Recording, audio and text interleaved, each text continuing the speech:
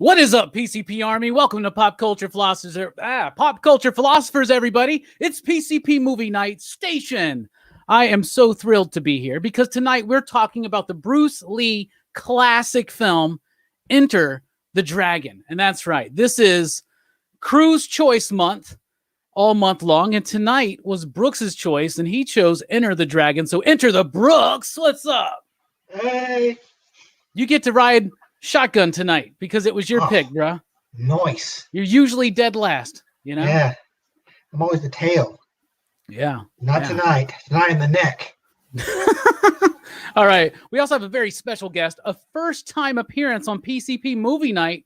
Everybody give it up to one of the most renowned experts on martial arts cinema that I personally know. It's Bullseye Bob from Everything Comics. Station. How's it going, everybody? Oh, I am so excited to be here. Brooks, thank you so much for choosing this film. And as soon as I saw that you guys were doing this, I reached out to Robbie. I'm like, bro, I got to be a part of this one. Come on. This is going to be awesome. I'm glad you did because I'm so pumped to have you here. And cleaning up tonight is good old Jab. What's up, Jelani? I'm good, man. Station. Good to see you guys. Yeah. You know what you guys lack? Emotional content. Yes. That film is awesome. And remember, boards don't hit back. No, they don't.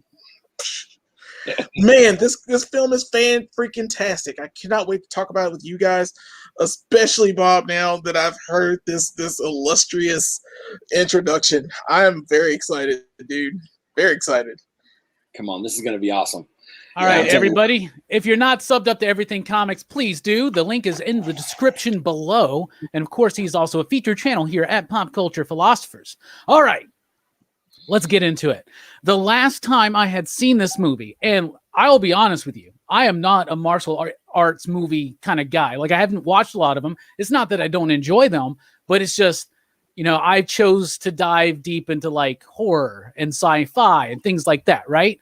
But I enjoy them when I do watch them. And this, I will admit, is probably the only Bruce Lee film I've ever seen in its entirety. And I haven't seen this film since high school. So that is over 20 years ago. So I was incredibly excited to watch this. Brooks picked it. Like, when we did this whole idea, like, it took Jelani a minute to pick his movie. Brooks was like, oh, we get to pick a movie? Enter the Dragon. We're like, oh, do you want to think about it? No, Enter the Dragon. So now I know why. This movie is fan-freaking-tastic. Not only is Bruce Lee perfectly spotlighted here, and this movie came out in 1973. It was directed by Robert Klaus, and it starred Bruce Lee. And this was the first American Hollywood finance movie that he was in, right? That's right. Right. And I think I knew this at one point, but it's crazy because I didn't remember it. But this was the film that, like, he died before this film was even released, like just a few days. And so he didn't even get to see the level of star that he was going to be after his death, right? Like, this movie hit, and it hit hard. And it's because, first of all, an excellent showcase in Bruce Lee, his skill, and even getting to stretch a little bit as an actor at times, and other times weird stretching as an actor, you know what I'm saying? John Saxon, I'm a huge fan. I love him. What's the dude's name? Kelly? What's his name? Jim Kelly. Jim Kelly. Oh, my. He's just like the guy you want to be in this movie, aside from the fact that, spoilers, you know, he gets got pretty quickly. But overall, I love the film. It's definitely got this James Bond kind of approach to it. So it's like half a kung fu martial arts movie and half a spy James Bond type thing. Honestly, if Bruce Lee didn't die, this would have probably spawned a whole franchise of like spy agent Bruce Lee type stuff. That, man, imagine that reality. I bet COVID-19 wouldn't have happened in that reality. Anyway. COVID-19 before I absolutely love this film, and it's definitely got me want to dive into his Hong Kong movies, right? That's where he made movies, right? Yeah. Definitely makes me want to dive into it. I know a lot of people really like this movie, including Brooks, so I've gotten my initial and current reactions out of the way, but I freaking loved it. The music, everything about it was nicely, tightly paced. Sometimes you watch action films from back in the day, like the 70s, you know, we're talking like 40, 50 years ago, right? And sometimes they can seem a little slow, you know? This one doesn't. Like, they are so freaking fast in this movie, like Bruce Lee in particular, and then Williams. Is that Jim Kelly or Tim Jim Kelly? Kelly. Jim Kelly. Jim Kelly. Dude, that dude's like fast as like lightning. Like that, it's insane to me. I love this film. It's got me wanting to deep dive into not just Bruce Lee stuff, but a whole lot of other stuff. Brooks, you picked this movie. I did. Take the floor. Take the floor. What do you like about it? What do you think? Oh yeah, like I actually like I always did like martial arts movies, but I'm not really as as well versed in them probably as most, but this is one of the few I did see. Like I didn't see it until I was in like probably my early 20s. But when I was a kid, I'd seen the movie Dragon, the Bruce Lee story, which got me really interested. And so when I saw it like on DVD, like I picked up Enter the Dragon, it was like love at first sight, This movie, like I just love this movie so much. I'm like, this is a movie I can actually just watch anytime. Like I can just pick up Enter the Dragon, put in anytime, and I'm good, Yeah. And it's the inspiration to a lot of fiction. We were talking about the recent Mortal Kombat film, the 90s Mortal Kombat film, just the whole franchise and existence of Mortal Kombat, Street Fighter 2, all that stuff's directly influenced by Enter the Dragon, Bloodsport, a movie that we just adore here at PCP, is straight. I mean, Bolo Young's in it, and it was so cool to see him. And apparently he took the stage name because of this movie, right? And like he met Bruce Lee and he invited him to be on the movie. They became friends or something like that. That dude is one of the most intimidating motherfuckers I've ever seen on cinema. Yeah, no kidding. Like you're like just no. I'm not going to mess with that guy. You know what I'm saying? But he gets taken out pretty easy though. Yeah, I'll get mad at that part. Well, I'll tell you one thing. I think they really oversell John Saxon. He's not on the level of the other guys. Not a Bolo. I don't think so. Not at all. All right, sure. Whatever. This degenerate gambler from America has probably led a very soft life. Sure. Whatever. He's like the Johnny Cage of the film. Right? Yeah, exactly. He is. Speaking of the Johnny Cage of the panel tonight, Bullseye Bob, what do you think about the movie? Well, I'm very excited about this one because this is the movie that started me in Hong Kong cinema, period. I'm probably the only one of you here on the panel who actually saw it in the theater when I was 6 years old. Nice. So, yeah. So my dad took me to go see it. Yeah, for sure, man. 1973, and my dad took me to the theater to see it. And I remember my third time seeing it, because I went to see it a bunch of times. My third time seeing it, I got embarrassed in the theater because every time Bruce Lee would be on the screen, I'd be in my chair, 6-year-old little Bob, doing this and kicking in the air, and right just because I'm Bruce Lee in that moment while I'm watching him, and then turning over and seeing a bunch of people on the side row laughing at me, just watching me. Of course, I was adorable, but I got a little embarrassed and self-conscious in the moment because I realized that I was being watched. But I loved the movie so much that this is what propelled me into Hong Kong cinema. And one of the things I want to say is that this was also a pre-component of my comic book love. I've been looking at all the different things that went into me loving comic books so much. Why is it that I picked up on that medium and just dove right into it as deep as I did? And I realized that from the time I was young all the way up until the time I picked up that first comic book, there were a bunch of different things that informed what I liked. And if you really look at that movie, it is a superhero movie. It's not your normal martial arts movie, because to tell you the truth, before this movie came out, before Bruce Lee movies came out, because there were a few before this, let's just be honest about that. Most martial arts movies did not showcase the hero the way Bruce Lee was showcased in these movies. Normally, it was the villain that took out multiple people, and then you had one guy that was the hero that was going to take out that villain. But in this particular case, you had somebody who had to go in and take out a full gang full of people and be showcased as the single hero of the movie. And Bruce Lee started that in The Big Boss, and of course, he did it again in Enter the Dragon. And so this was a precursor to me of loving the superhero, somebody having that ultra skill above everybody else that's going to come in and save the day, that's going to kick ass, that's going to completely, captivate my heart as he's going in and doing it. This is comic books, y'all. It is. And so I just absolutely love it for that reason, because it was part of informing, my comic book love. But I want to disagree with you on one thing, Robbie.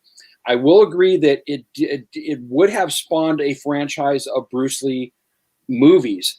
But what it did instead, because of the fact that he had passed away, that type of martial arts movie where you have the one single guy who takes out multiple people at once, that was spawned inside of American cinema huge after that, because all the Chuck Norris movies that came after that, all the ninja movies came after that, were all done with that singular hero taking out multiple guy type martial arts movies.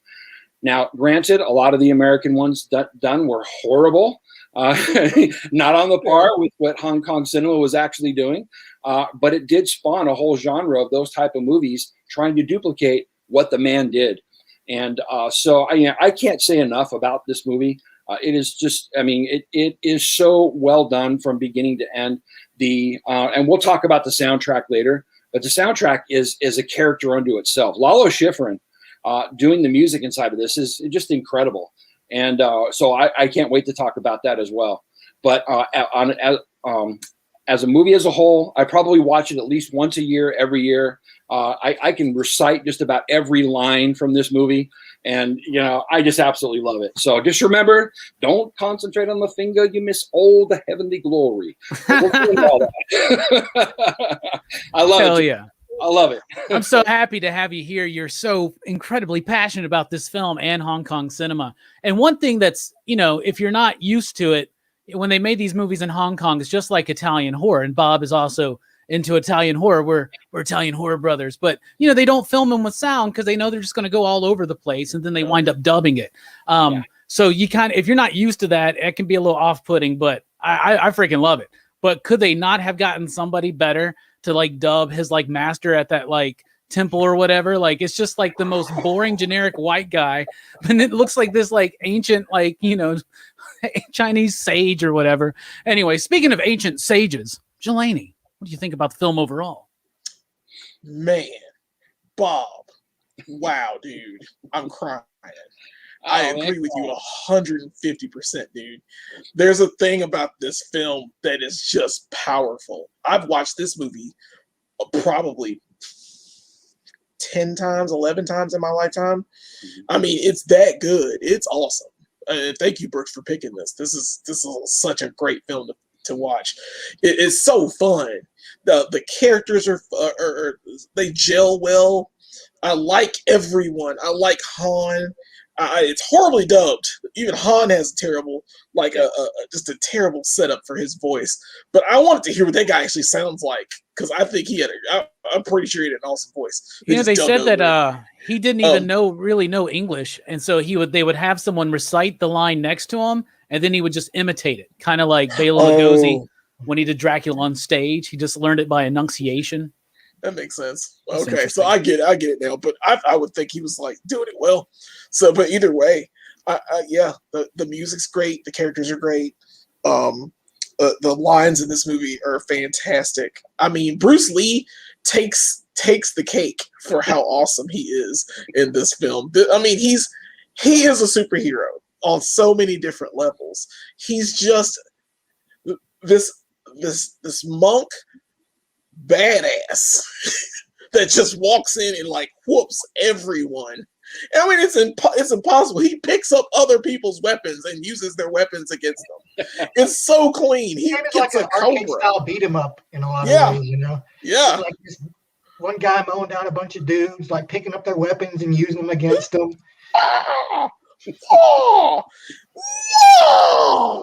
It's amazing. He's also flashy in a showboat, man. Yes. He's not super humble in the movie, which I love. I love that aspect of it, man. Yeah. Knocking kids in their face. Come on, man. Yeah. That kid had his lesson. He said he had a lesson. He left his tea. And it was this kid's got a lesson. Got up, talked to that kid, sat back down. It was great. I was like, he's a teacher. He's a student. He's a kung fu master. He's pretty much every guy's thing. The alpha male of I love the part martial when arts. O'Hara comes into him and tells him put on your uniform. And he's like, outside. Yeah. Yeah.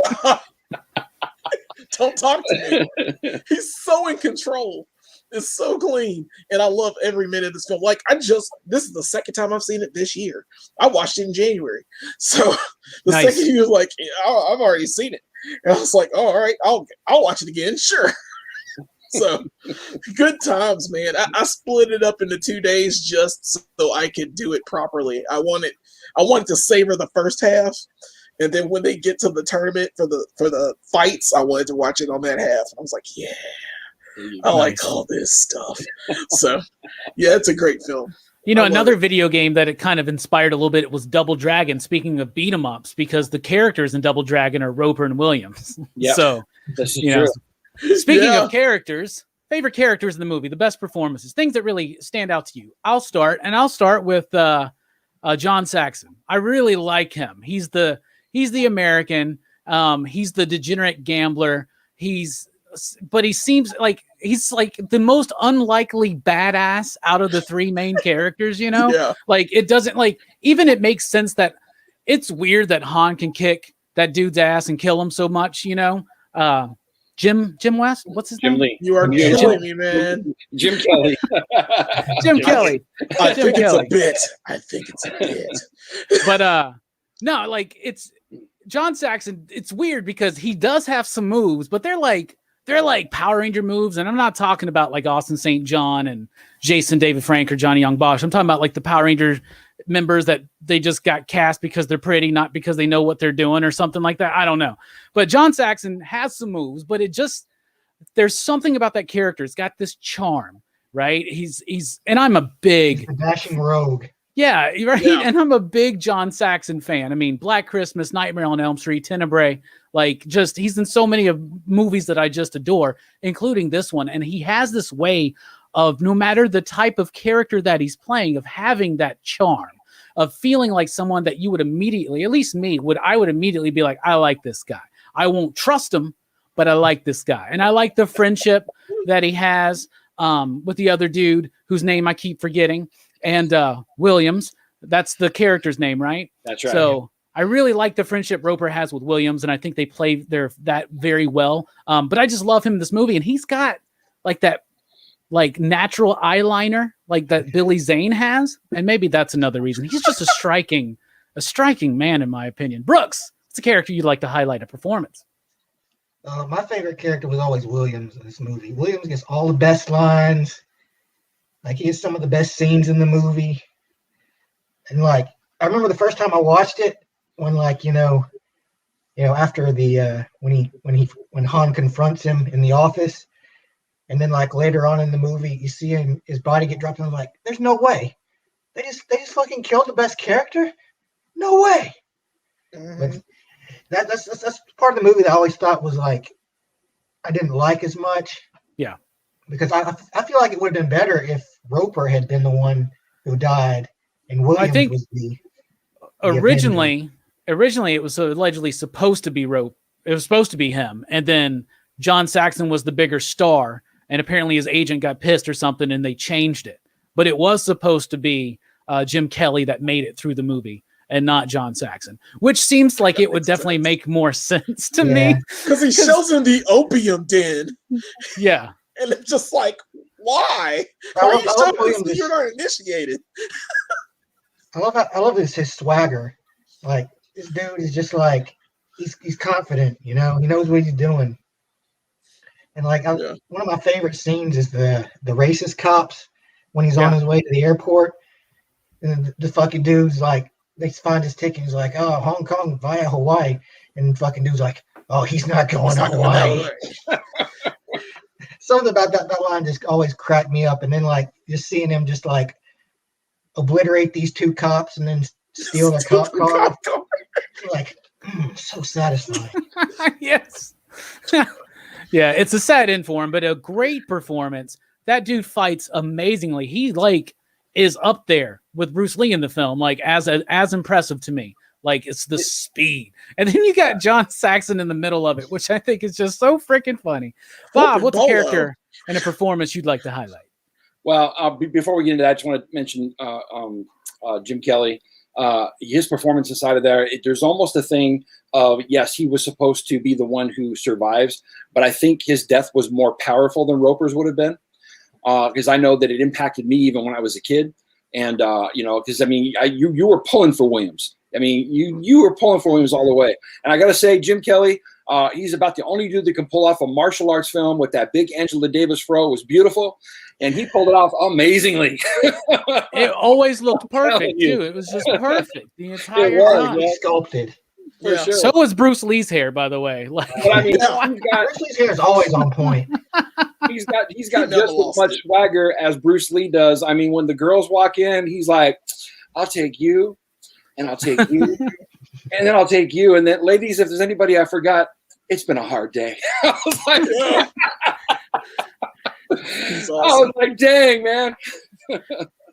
So he could pull off a whole bunch inside that movie that was just classic. I just love that character.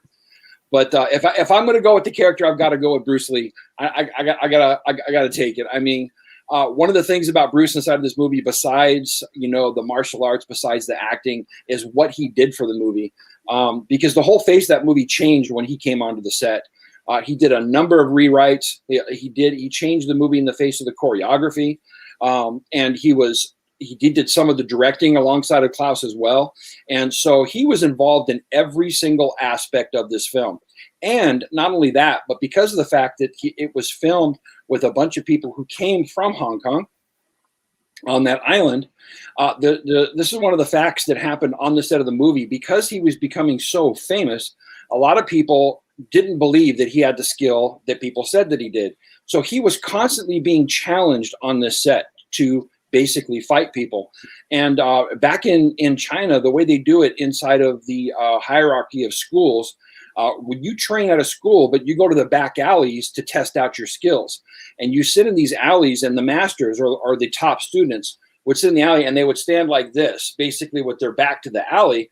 And if somebody wanted to challenge them, they would walk up and they'd tap their foot behind them. And that tapping the foot was a challenge. And while he was on the set, that's all you heard was this tapping of feet, these people coming up trying to challenge him. And he'd take them out and then go right back to directing. And then he'd do fight choreography, have another challenge. And this is why that when it got to the end of the film, they said he was so exhausted that, you know, he could barely stand. And so this guy put not just, you know, such a great performance on film, but he put his heart and soul into this in a way that I don't think most people do when it comes to filmmaking. And so, and his presence inside of the film from the very beginning, you know, I mean, he was over the top confident, and let's just be face it. But the scene where he comes in and he faces off against Han, and he finally has, the guy that was pulling the strings behind the guy that killed his sister and the guy that was a part of his temple. And he basically says, "You have offended my family and you have offended the Shaolin Temple." And that was it. That's all he had to say. And it was on from that point. You're going to get taken out now, bro. I mean, such amazing, amazing acting and part of the storytelling that he put in at that particular point to make that end fight even more powerful than it originally was. I can't say enough about Bruce Lee inside of this.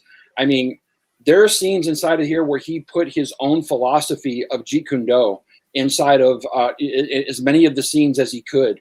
In the very beginning, when he's got the guy that he's grappling with, he's showcasing the fact that martial arts isn't just about punching and kicking. It's also about whatever the situation may hold. And so that's why in the very beginning, he has this whole fight where he goes down on the ground for grappling. When he's on the boat, the whole thing about Jeet Kune Do is that he says it, so I love it. He says, call it the art of fighting without fighting, right? When he puts that guy on the boat out there. And basically that's what Jeet Kune Do is. It's not being locked in on any single style. Because if you were locked into a style, Bruce Lee would say that you were locked into your grave. Because what is the highest technique? To have no technique. Exactly. Because a technique, if you were locked into that, you're only as good as the extent of that technique can take you. So it's about emptying your mind and being completely reactive to the moment, whatever needs to happen. And when you can achieve that emptiness without anything that's driving you, that is the essence of what Jeet Kune Do is. And that's what he was trying to express inside of this film. And he did it so wonderfully. I mean, the scene with the kid, I always love You know, I mean, when you first see it, it's just like, oh man, this is a teacher. You know, he whooped my ass in a day, man.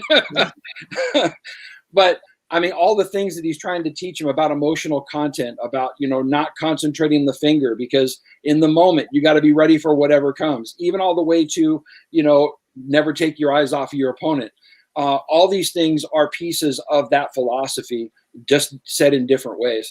And but anyway, when it comes to the end of it, I don't think I've ever walked out of a movie theater having such complete enamorment for a hero as I did with Bruce Lee when I was a kid.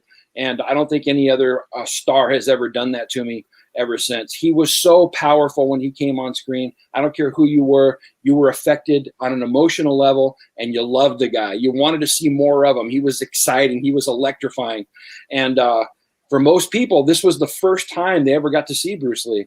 And when you go back and look at his body of work, when he did Chinese Connection, when he did Fist of Fury, when, the Chinese Connection, Fist of Fury, and what was the other one? I can't think. Return of the Dragon, and that's right. Return of the Dragon, which was called Way of the Dragon at the time. And then, of course, after that, he did Game of Death, which was filmed, was released posthumously. Yeah, it didn't have a whole lot of Bruce Lee in it, really. No, it's just the fight scene. But I mean, you guys, when it comes down to it, it doesn't matter. Bruce Lee, you can put as many American stars as you want inside of this movie. Bruce Lee was the star, period. Absolutely. I just picked John Saxon to throw Bruce Lee to one of y'all. I'm just going to say that. But John Saxon's got some dreamy eyes. I'm going to say that, okay? Well put, Bob. Well put, Bob. Well, I feel like I should clip that together. In this movie, though. What? Yeah, he's really cut. He's fucking chiseled. Dude, there's like not an ounce of fat on his body. Not at all. Oh my goodness. He is in shape, man. Bruh. And I think he was probably even like at the end, we're going to have this like crazy hall of mirrors so I can look at myself. Anyway, I would if I looked like that. Jesus. Jelani, speaking of penetrating John Saxon like eyes, what's a character you'd like to highlight? Well, you did all three. So there's more. Honor Bolo, man. Yeah, it's all good. Well, I was gonna pick Bruce Lee, but now you know my pain. Yes, true. Dead last. I feel you, dude. But it's all good because I'm gonna go with Jim Kelly again because Jim Kelly is freaking amazing in this film. Yeah. His name's Jim Kelly, Robbie. It's Jim Kelly. Yeah, I wrote it down. Williams. Jim Kelly. God failed. But he was a famous athlete at that time. And oh my God, yeah, he has the best lines in the film. He is very charismatic. In fact, all the heroes in this movie are very charismatic in one form or another. So I'm glad the casting choices were fantastic. Like I said, I'll go back to Han too. Han is that guy is great. I don't care. I mean, he shouldn't have beat Williams at all. Like he shouldn't have had a shot. But Williams didn't see he had the metal hand. The iron hand, yeah. Yeah. He cheated like a little bitch. Yeah, he did. Because dude, Williams was kicking everybody's ass, man. He was winning it. So I understand how it had to go. I feel you, but yeah, and the cop scene is by far my favorite scene in the movie. I don't know what it is about that. He takes those cops out so beautifully. Oh, he's not going to Hawaii. And I cannot stress it, but yeah, he's my favorite. It would go Jim Kelly, it'd go Bruce Lee, it would go John Saxon, of course, and then it go Han. Just for their characters, how big an impact each one of them were, and Bruce Lee being the biggest. But I still appreciate Jim Kelly's role in this film, and I really hate he died. That really irritates me. And he passed away like recently from cancer. Recently. Yeah, just recently. But so it really sucks that we lost a great martial art talent, man, like and Jim Kelly. So I really like him in this film. I like this film in general. So let's talk more about the film then. Let's talk about the style and structure of the film. This includes the martial arts style. I think that the fighting that's showcased is amazing. I love that it's not, you're so used to nowadays, they do that quick cut editing stuff, right? And at times it can work for me, but this was so refreshing to just see these wide angles just held on the action so you can actually see it unfold. and great choreography, great usage of the talents of Bruce Lee. That nunchuck scene, which I know he has other famous nunchuck scenes, he was really good at them, right? Interesting story. In the UK, they wound up banning nunchucks because kids were fascinated with nunchucks. That's why the Ninja Turtles, like, they changed Michelangelo to a grappling hook, like in later seasons. Yeah, right. So like they actually cut in the UK the nunchuck scene out of this movie until like the 25th anniversary or something like that, which is just wild to me. Like, so I love nunchucks. That'd be whack as fuck. Yeah. I love the martial arts aspect of the film. I love how it's shot. I love how a lot of it's shot in Hong Kong, and it was before there were a lot of high rises there, so it felt very much like textured and speckled with the actual atmosphere and people of the area. I love the usage of the cast. I think that for its time, the script does a great job structurally of taking the elements of the Kung Fu movie and the elements of the spy thriller, kind of meshing them together and showcasing Bruce Lee, but also not having him just completely carry it. That's the most fascinating thing about it, is that the movie isn't completely carried by Bruce Lee. Like, you are just as into Williams and Roper as you are to him, and the villain, and even the henchman and the dude with the scar. And when he breaks the glass and Bruce Lee has to kill him, bruh, come on. I heard a story. I don't know if it's true, but I heard that, the kick that he does that knocks him through into all those people in chairs and shit.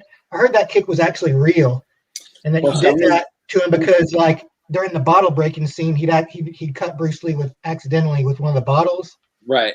So basically, what happened was, you're right, on an earlier scene, he accidentally cut Bruce Lee's hand with the bottles, which delayed filming for a couple of days.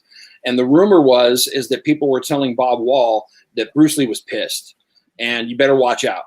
And so, when the next time that they actually did that part of the film, where he does the big sidekick, and that big sidekick actually happens before the bottle breaks, but they filmed it actually afterwards, because they do it out of order.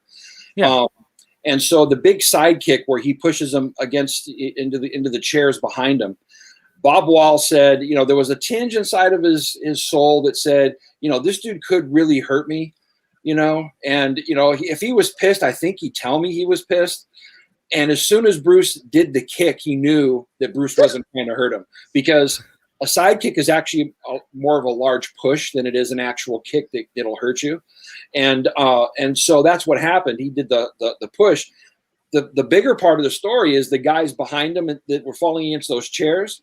The guy to the left, he actually breaks his arm on that chair as he's going down. That's right there on film. So he punished the wrong guy. Yeah. But Bob Wall said, he said, I think Bruce would have told me if he was mad at me. And as soon as he threw the kick, he says, I knew, we're cool. I'm going to go down. We're cool. That's awesome. So, and like I said, I love the way that they use the scene, the footage, the scenery and everything around it, and the people, and it feels so freaking cool. It's wonderfully shot. I love these 70s movies with the zooms that are not overdone. The zooms are just perfect for this movie.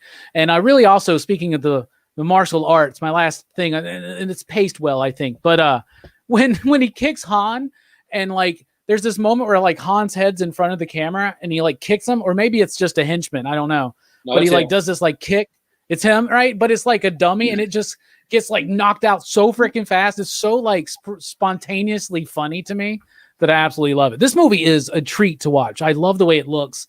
The texture that's provided by the atmosphere of actually filming in Hong Kong and doing some cool things with the sets. I love that party, that big banquet. And that's a great moment too, when everybody just stops when Han shows up. Yeah. And then he leaves, and then they just start like cartwheeling and sumo wrestling again. I don't know. It's really great. What do you think about the style, structure, and the martial arts in the film, Brooks? I like this movie a lot. It's a very 70s movie.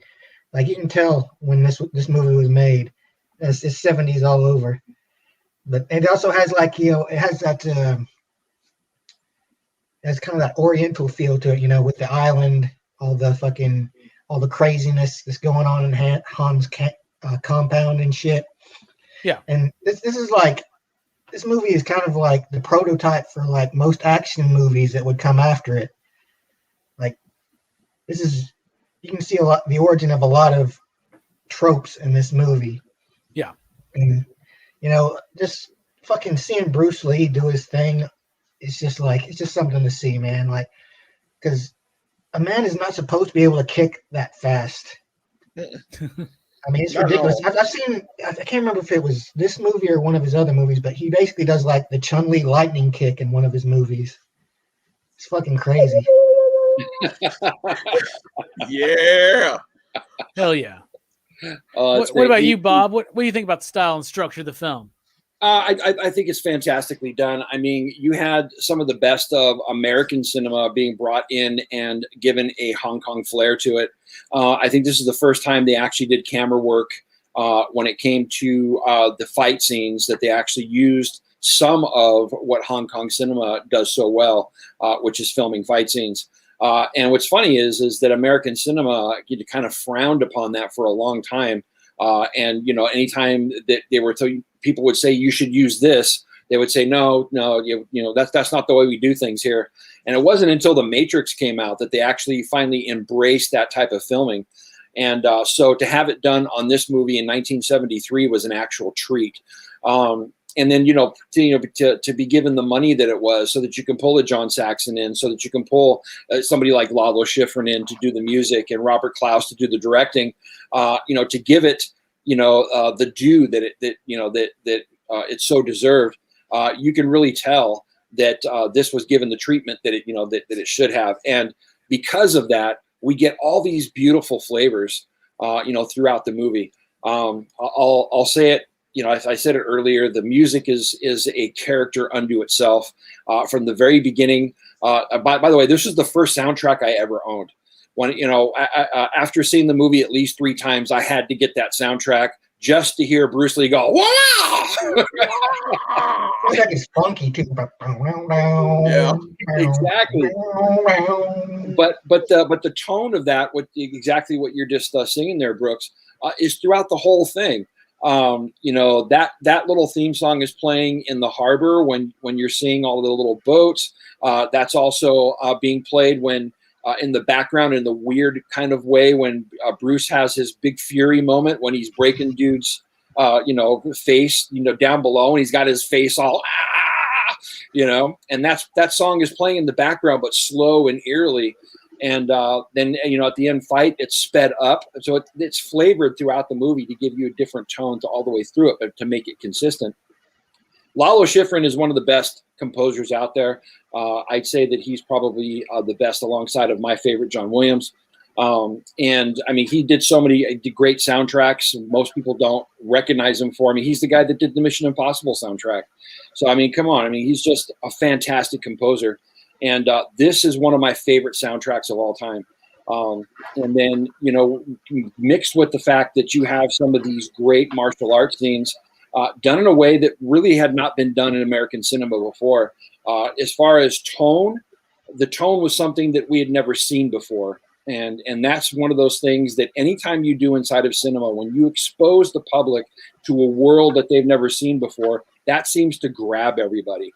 Just like going to see The Godfather for the first time. You were introduced to the underworld in that arena for the first time, and it was compelling. It was, it had you glued. You wanted to know everything about it. That's the same type of thing we find here. We were exposed to that type of Hong Kong cinema that had never been done before, that whole Asian flavor in a way that was highlighted. And then we were also had some things highlighted inside of this movie and given some shine in an era when you didn't get too much. Just the scene with Jim Kelly and those cops. I mean, look at where we're at today with Black Lives Matter and everything that's going on. Back then, they did that. Oh, this film was way ahead of its time. Uh-huh. So when you talk about tone, this movie had so much beautiful, beautiful things happening for it. It's just above and beyond. I love it. Absolutely love it. Nice. Jelani, what do you think? Yeah. Jelani, what do you think about the style and structure? I love this film. Everything you guys said already. I mean, it's in a great set piece of Hong Kong. I love this film. Also feels lived in. It feels like it's gritty. It's in your face. There's a lot of things I liked. I like the slum boats that were on the side with the family with the ghettos. I loved how that was placed in there. It shows you social commentary about how it is actually, how poor people live this way. But then on top of that, you get to the opulence of the mansion, of that compound, which I wish I owned. I need a Bond villain lair, and that's my Bond villain lair. It's got and my opium den is over here. Yeah, it's right here. These are my private bodyguard hookers that I also have my daughters that are also private bodyguards. I got stuff Dungeon where I make my heroin. Whoop whoop. And here's my hand collection. Right, I've got all these hands. I've also got a Shark Tank, I'm believing. I think that's what that was. So, I mean, it's so cool. And I like all the set pieces. Everything in this looks great. The Shaolin Temple where they're fighting at the beginning, it looks fantastic. Those views of is shot well. It's like it was planned that way. Bruce Lee's scars down to the scratches in the final fight. I like how this is, even though like some are like 3 scratches to a 5.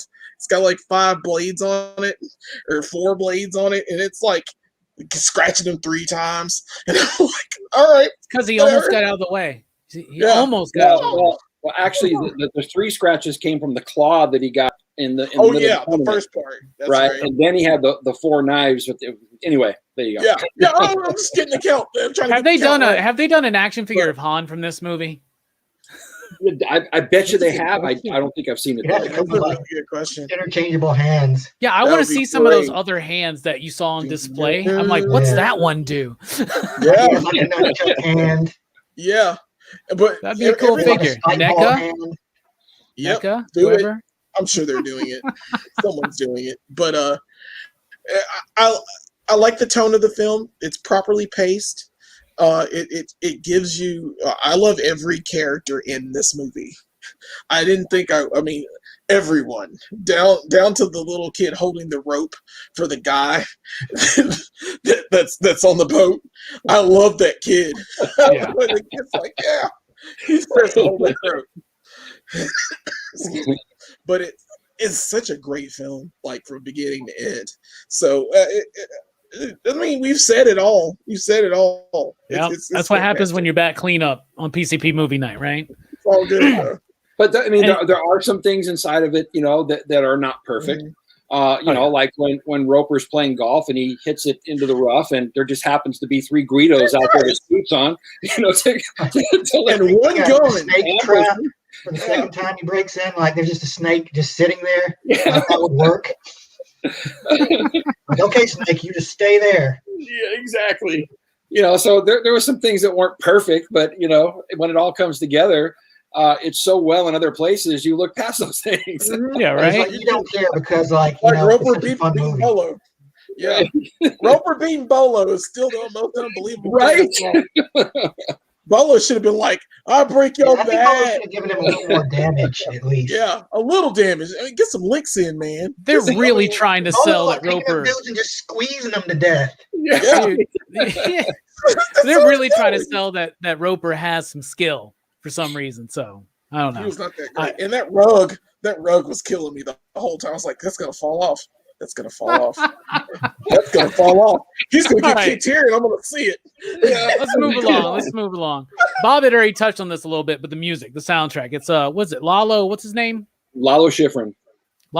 He also did the score of Bullet, which is amazing, and the Mission Impossible stuff, like you said. Really a brilliant score, in my opinion, because it takes this like Eastern flair, right, and it mixes it with that 70s like like funk, and then it does those moments like when Bruce Lee kills that dude, and it's like really a long shot of his face in which he goes through so many different emotions all at once. That like the way the music's used there, it gets a little weird, a little bit more surreal. So it has that stretchiness to it too. So I think it's just an absolute brilliant score. What do you think about the music, Brooks? I like the music in this movie, like that 70s funk. It kind of has a like a old school blaxploitation movie kind of sound to it, mixed with a little of that Asian flair. But yeah, this is such a it fits so well with the movie, you know. Yeah. Down, down, down, down, down, down, down. It's So great. good. And it's This memorable. is It gets stuck in it's your stuck head. in my head. It's been stuck in my head since watching it for a while, and I don't care because I love it. Nice.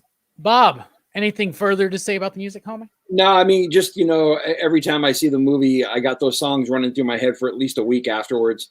So, like, this whole week I've just had, I mean, even Brooks singing it there, I can hear it. I can hear it. It's just so well done. I think just how it set the tone in different parts of the movie, emotionally were really well done. I think in the places where the action is happening, it's got that nice a frenetic energy going on in the background, so it puts you right there in the action. And then it also does have the shifts that we're talking about.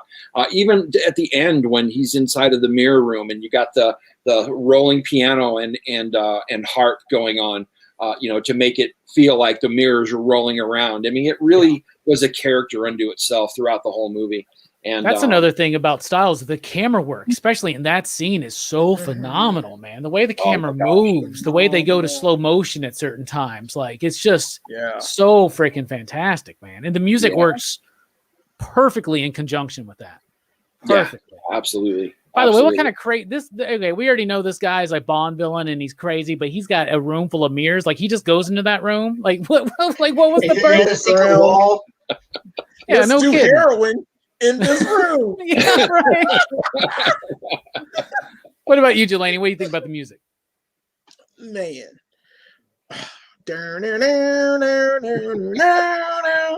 Man, yeah, it's catchy as crap, man. I cannot believe that all of the real music, like it is 70s, like you said before, it is a 70s film.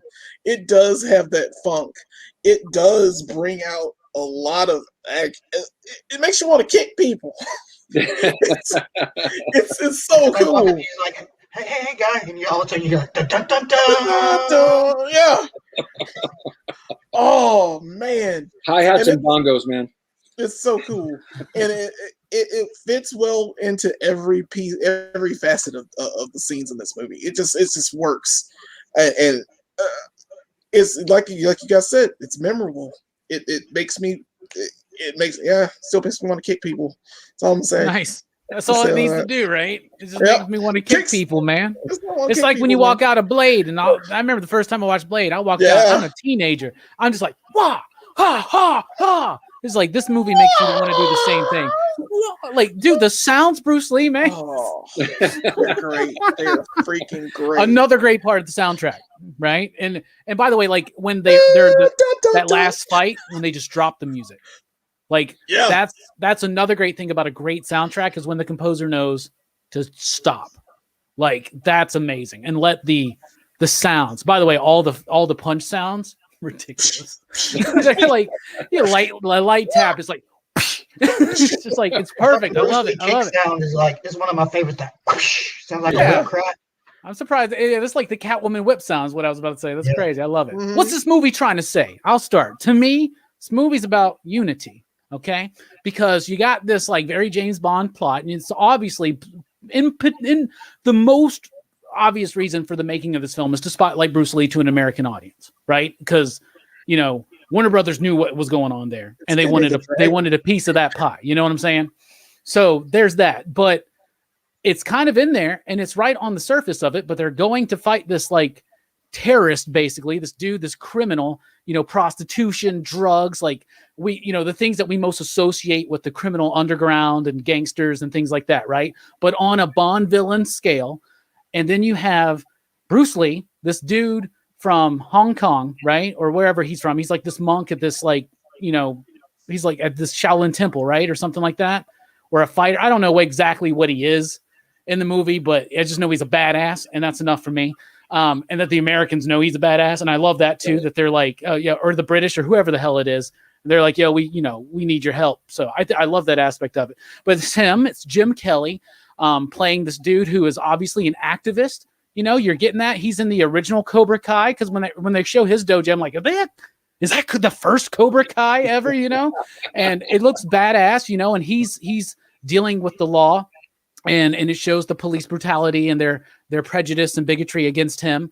And then so he's representative of something as well as Bruce Lee. And then you got Roper, John Saxon's character, who's also representative of like the white, affluent, like in over his head, kind of like thinks like his shit doesn't stink, thinks he's better than he is. Like you got these three, but what do? They all band together against this force of true evil, right? So to me, it is trying to do that very intentionally.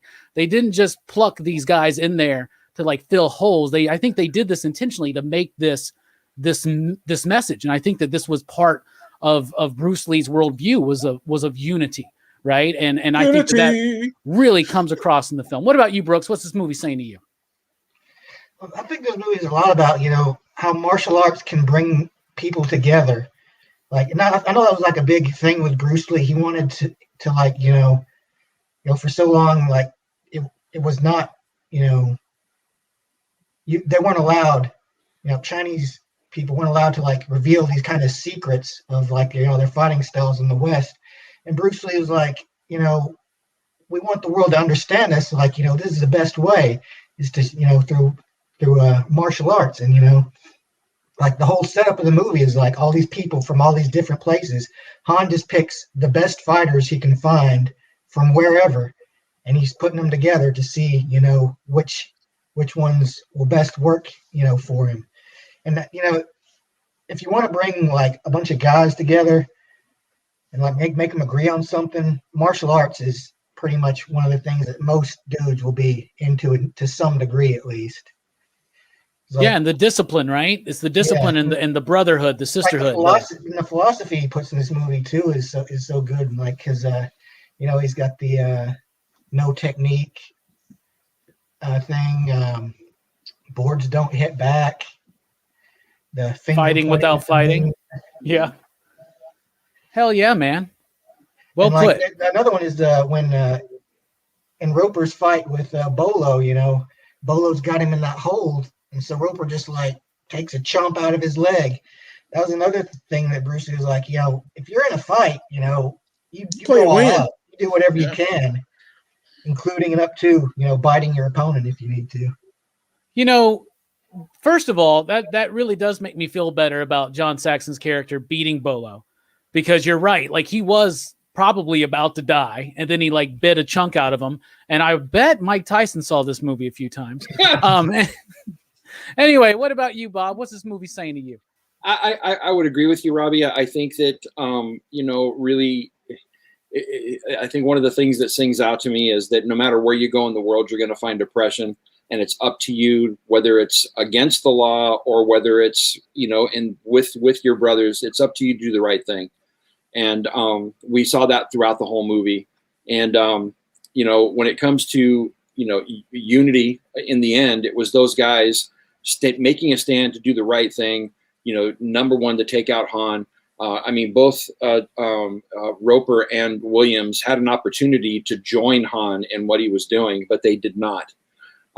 They took the high road and went against him because they knew it was wrong and they didn't want to be a part of it. And Bruce Lee was already there to take him out. But we saw oppression throughout. The guys in the prison cells down. Absolutely.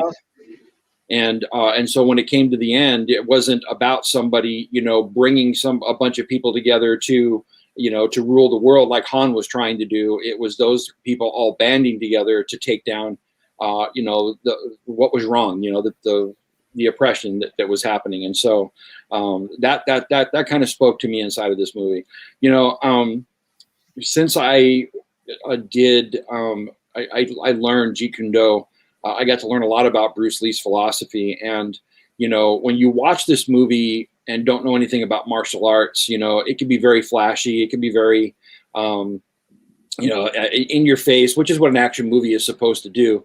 But really, there's only a few things inside of this movie that Bruce could showcase, which were real martial arts. And that's why there's a lot of his philosophy was put in place inside of this movie, where he started talking about it. But like I told you in the very beginning of that movie, he had that grappling scene And then that whole scene at the very end with John Saxon, like you're talking about there, Brooks, where he's on the ground with Bolo, it's a grappling scene. And to end up, you know, in the moment, biting him to, you know, to get out of that situation was part of that philosophy. It's anything that's reactionary in the moment that's going to take you to the place of winning. And that's exactly what he did. And so Bruce Lee put different things inside of the movie that he could to highlight that philosophy. I think the only thing in the movie that you got to see of Bruce showcasing his actual martial arts is in the part where he's up against Bob Wall and they put their arms out against each other. And then he has that one fast move where he hits him. That's actually two moves in one, and it's lightning quick. He brings this hand and hits the hand that's up here down to Bob Wall's waist while he hits him in the face with the other. And if you watch that scene, it's lightning quick. He does both of them at the same time. It's fantastic. That's a move called the Pak Sao, which is from Wing Chun. And the opposite of that is if he would have been pressing up against Bruce's wrist, he would have pulled him towards him. So it's about feeling the energy in the moment. And that's one of the only pieces from Wing Chun that he put inside of Jeet Kune Do, because it was a piece of understanding the moment. It's about what's happening in that very second that you're reacting to as quick as you can, not based upon something that you've learned, like a learned reaction, but completely reactionary, no matter what it is in the moment for that particular situation. And so he tried to interject that through the whole movie. And through that, being able to overcome your opponent in the way that nobody else is going to be able to, even when you're in the worst situation like John Saxon was. And so, you know, he wanted to highlight that inside of the movie. But I agree with you. It's about unity and it's about overcoming oppression, for sure. It does it all by itself. What about you, Jelani? What's this movie saying to you?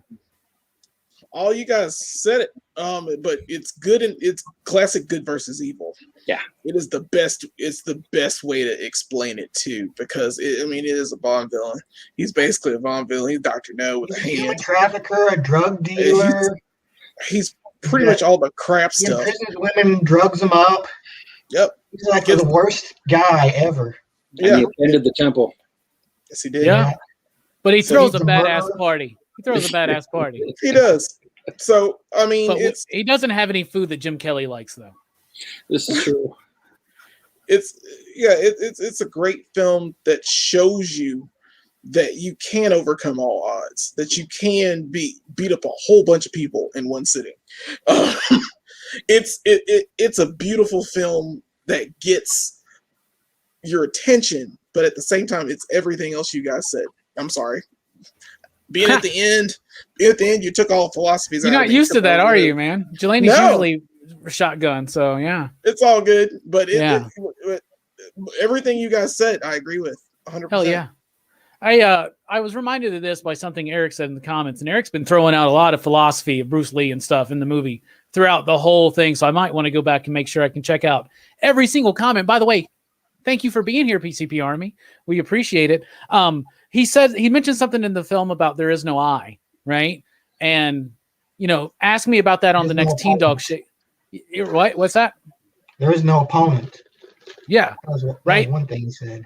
Yeah. Right. And so like the whole thing is like, you can ask me about this further on a Teen Dog Shades night, but the idea, I think that there's a little bit about polarity in this movie, and that usually good and evil are just two sides of the same thing. You know what I'm saying? Because, you know, Jim Kelly is a hero in the film, but he's also not doing always the right thing. Like, we can stand against human trafficking, but he's participating in it, right? Yeah. And same thing with John Saxon, and he's a degenerate gambler and this and that. So it's showing you different shades, right? But it's way interesting. I could get more into that, but it's time to rate the film. So you out there in the chat and us here on the panel are about to rate the film out of 5 possible, you digs. Brooks and you in the chat, what do you give Enter the Dragon? Well, I mean, I have to give it a 5, don't I? Because, I mean, this is my pick. Like, if I pick less than a 5, like, I'd be a scrub. But yeah, like, I love this movie, and I acknowledge it has, like, issues, but, like, I don't care, you know? It's one of those movies like it's like I know like all of the little things you can nitpick about it, but I don't care because this movie's so great. Even despite the fact that my favorite character gets killed halfway through the movie, like it can still keep me drawn in. It's kind of a testament to how why this movie is such a classic and why it's reached so many people. Hell yeah. Perfect score from Brooks. That's because he's perfect Tommy. What about you, Bob? What do you give this film? I'm in the same boat. I mean, he's right. The movie does have problems, but if I can watch a movie, what we're coming up on, how many years ago was this filmed? 73, gosh. 73. I mean, 40 some odd That's years. almost 50 years ago. 40, 50 right. years. Almost 50th anniversary should be coming up. And almost 50 years for me to watch this movie as many times as I have, and I can still go back to the well and enjoy it just as much.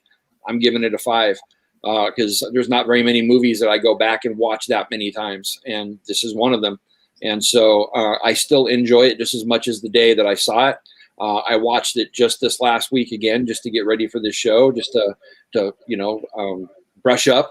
And I was smiling the whole time. Me and my wife were sitting there, and I loved watching it with her. And it's a 5 you digs for me, bro. Yeah, I watched it with my lady last night. We just had a hell of a time. Like, just seriously, it's funny. It's action packed. It's beautiful to watch. It's a very pleasurable, positive experience. What about you, Jelani? What do you give the film out of 5 you digs? I'm going with you guys, man. I'm going with a 5 too, because I mean it's nostalgia on top of that. I've watched this movie several times, like recently, so it's not that big a deal for me. I love this movie. I love Bruce Lee. I love every character in this film. I love the soundtrack. I love everything about it. You guys are completely passionate about it as well. So I mean, I cannot stress enough how much I can love this film any more than I already do. I will watch it again. I'll watch it tomorrow if I feel like it. I mean, it's on Netflix right now, so you can check it out if you got Netflix or anything else. And it changes nothing. It's so beautiful. I mean, just my only flaw for that film would be like Bolo getting his ass whooped too soon. I just really think he shouldn't. I think he should have put up a little bit more of a fight. Nobody likes getting bit, right, man. Yeah, I mean, he needs to lose, but I didn't think he needed to lose in that fashion. I think Roper just did way too much. I mean, he should have just beating Roper till within an inch of his life. Right, and then get to the point where Roper's desperation to get in that last move, kick him in the balls. You kicked him in the balls and got him down. He's just like, my balls. And you never see Bolo again. It's like you killed him. Basically, he's dead. You kicked him in the balls so hard, he died. Yeah, where was he for the rest of the film? He was not there the rest of the film.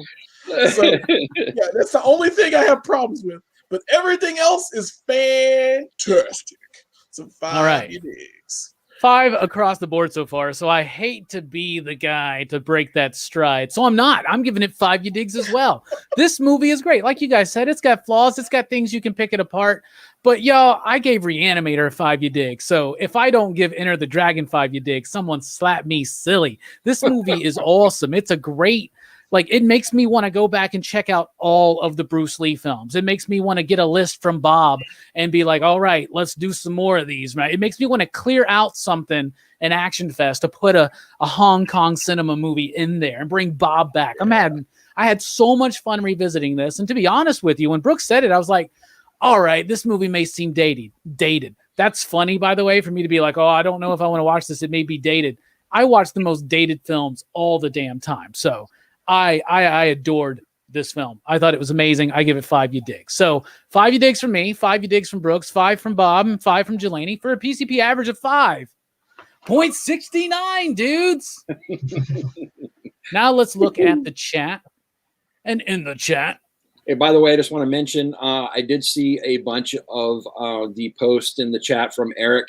Eric, you are very awesome in your knowledge of Bruce Lee and his style, and most definitely, I did say Pak Sao earlier. That's the way it's said in Chinese, but you're right, that is trapping hands. and you got some knowledge, bro. So want to just acknowledge you and say station and thank you very much, man. You're awesome, bro. Hell yeah. So Jamie gives it 5 you digs. Def Rocker gives it 5 you digs. TM Nerdy gives it 5 you digs. 6 is not allowed, young man. It's not count. It doesn't count. Chamorro says 4.5. All right, Manny. You going to be that guy? That's fine. 62 Lefty Blues is right there with you. He says 4.5. Hey-yahs, you dig? That's cool. Eric says 5 fingers pointing to the moon. Big Herm says 5. Do it, Jelani.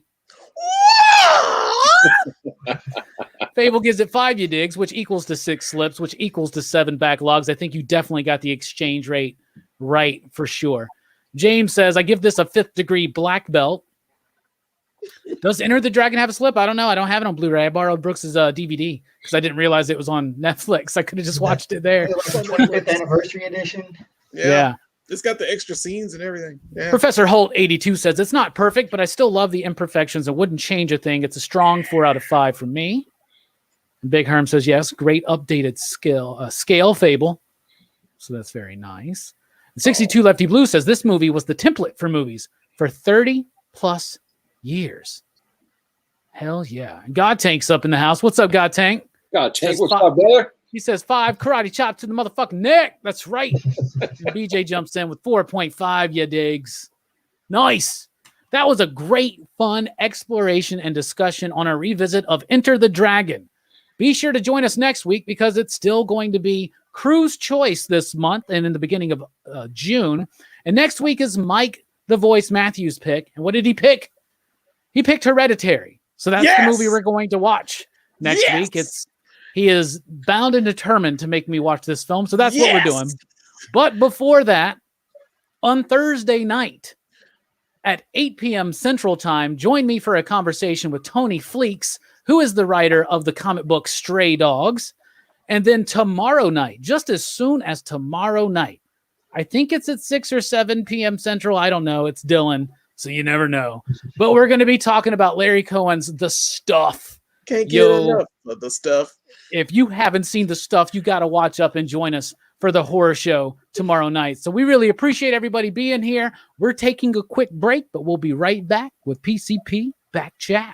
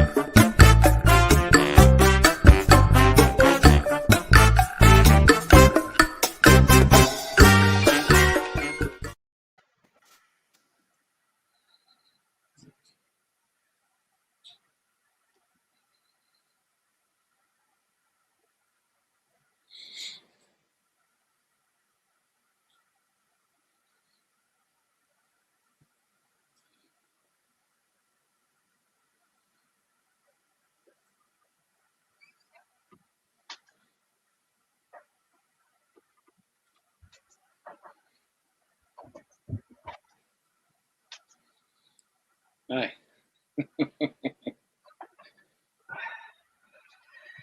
I'm here. I'm back. What's up? Hey, Welcome to PCP Backchat, everybody. We got a late one right here. Kirby says 4.5, you digs. All right. Nice. So what's up, everybody? How are y'all doing? Anything? Right. Y'all have a good day? Good day today? Now's the part where we'll pay a little bit more attention to the chat. We really do appreciate you guys joining us for all these live movie nights. We just try to keep the discussion good, and I am definitely paying attention to the chats, even though we don't necessarily always highlight comments. Maybe I should highlight more. Maybe not just discuss them. Anyway, did anybody check out my Dan Waters show yesterday? I was at great. work when it was on, and so I got to catch the tail end of it. I still have to go back and watch the beginning part of it, but what an awesome interview, man. Dude, what a cool guy. Super cool guy, great thinker. Man, he's responsible for some of my best work. I mean, some of my best, my favorite comics, I should say. My best work. Yeah, I know. Right? That's weird. It's a weird thing to let slip out like that, But I'll just take credit for all of his stuff. yeah, right. Are you ghostwriting as John Waters? Bro, like, you definitely got to check out the bit where he talks about Picture of Everything Else and it's the influence. And he basically was like, I always thought, because he said he was a big Oscar Wilde fan and he loves the Picture of Dorian Gray, but he was like, why is the main character the dude? Like, there's literally, he's the least fascinating character to me. The most fascinating guy is, who the fuck is this guy who can paint this picture and make this guy immortal? Like, he wants to know his story. Wizard who painted the portrait. Yeah. Have you read that book yet, Brooks? Picture of Everything Else? I did not. I haven't read it, but I did study a little of Oscar Wilde when I was in college. It was a different work that I read. It wasn't the Portrait of Dorian Gray. Nice. It was a great conversation that we have, because we don't do interviews, PCP Army. We do conversations. Just talking. Great distinction. Just talking. Yeah. Great distinction. That's what I always tell them too before we go live. I'm like, all right, this isn't an interview. We're going to try to have a conversation. So we'll ask questions to get it going, but I want it to get going. And it's really nice to see someone. You can tell Dan doesn't do a lot of shows like this. You know what I'm saying? And so it was cool, first of all, for him to come on, because we've had Rom on, we've had Alex on, and we've had Dan on now. So that's 3 out of 4 of the White Noise crew. So the elusive Rhino Sullivan cannot be too far away. You know what I'm saying? It was really cool to have Aditya Bidikar show up in the chat while we were talking to him. Nice. And we were even talking about Diddy's work. Like, that was crazy, right? So it was super fun. And Dan was a great dude. And it's always nice to see these dudes that seem like they're a little uncomfortable at first, like totally just loosen up, right? And when we got to the end of the show, after we finished, he was like, he agreed to come back anytime, right? He's like, yeah, just let me know. I'm down. And it was his conversation with Brian about literature that really, like, this dude was like, man, I'm sorry. I could have go on and on about this, right? Anyway. You're getting these interviews, man. Well done. Bravo. Well, it's been in the works for a while. Bravo. I mean, like, I've followed these people's work for a long time, man. So, and I've been building these relationships. So these are so far, and a lot of people are like, hey, you should get this person. You should get this person. Sometimes that will happen. But for the most part, these have been people that I've built like a connection with, some kind of a, I don't know what you call it, man. I consider a lot of them my friends, to be honest with you. So not as good as friends as the people here on the panel, obviously, you know what I'm saying? Anyway, why don't you just get Ron V to do your next movie night? Dude, if I could get Ron V on a movie night, I would. But we'd have to film that at noon. So it'd be PCP Movie Day for us. Yeah. They're over in the UK. So, right. Yeah. It's good time. So what's up, Bob? How you doing, man? How do you feel? By the way, Bob just released, and I think sold out, right, of your first exclusive comic? Yes. Bruh. Tell us about that. Yeah, I am still completely blown away by it. Bueller had a in with Second Sight Publishing, and they had one that they were putting out, and Bueller had been talking to me for a while about doing one, and I was very apprehensive because of the fact that my channel is not that big, and he said, but you are part of the coffee show, and he said, I really think you should do this. And so that's the main reason why I changed my logo, because like if I'm going to do this, I can't have Superman as, you know, on my logo, put it on somebody else's comic book. And so, but we pulled the trigger on it really quick. And, you know, with the investment and everything, we basically waited until we had the books before we told everybody, so that nobody have to pre-order. You can just buy the book straight out. And I couldn't be happier.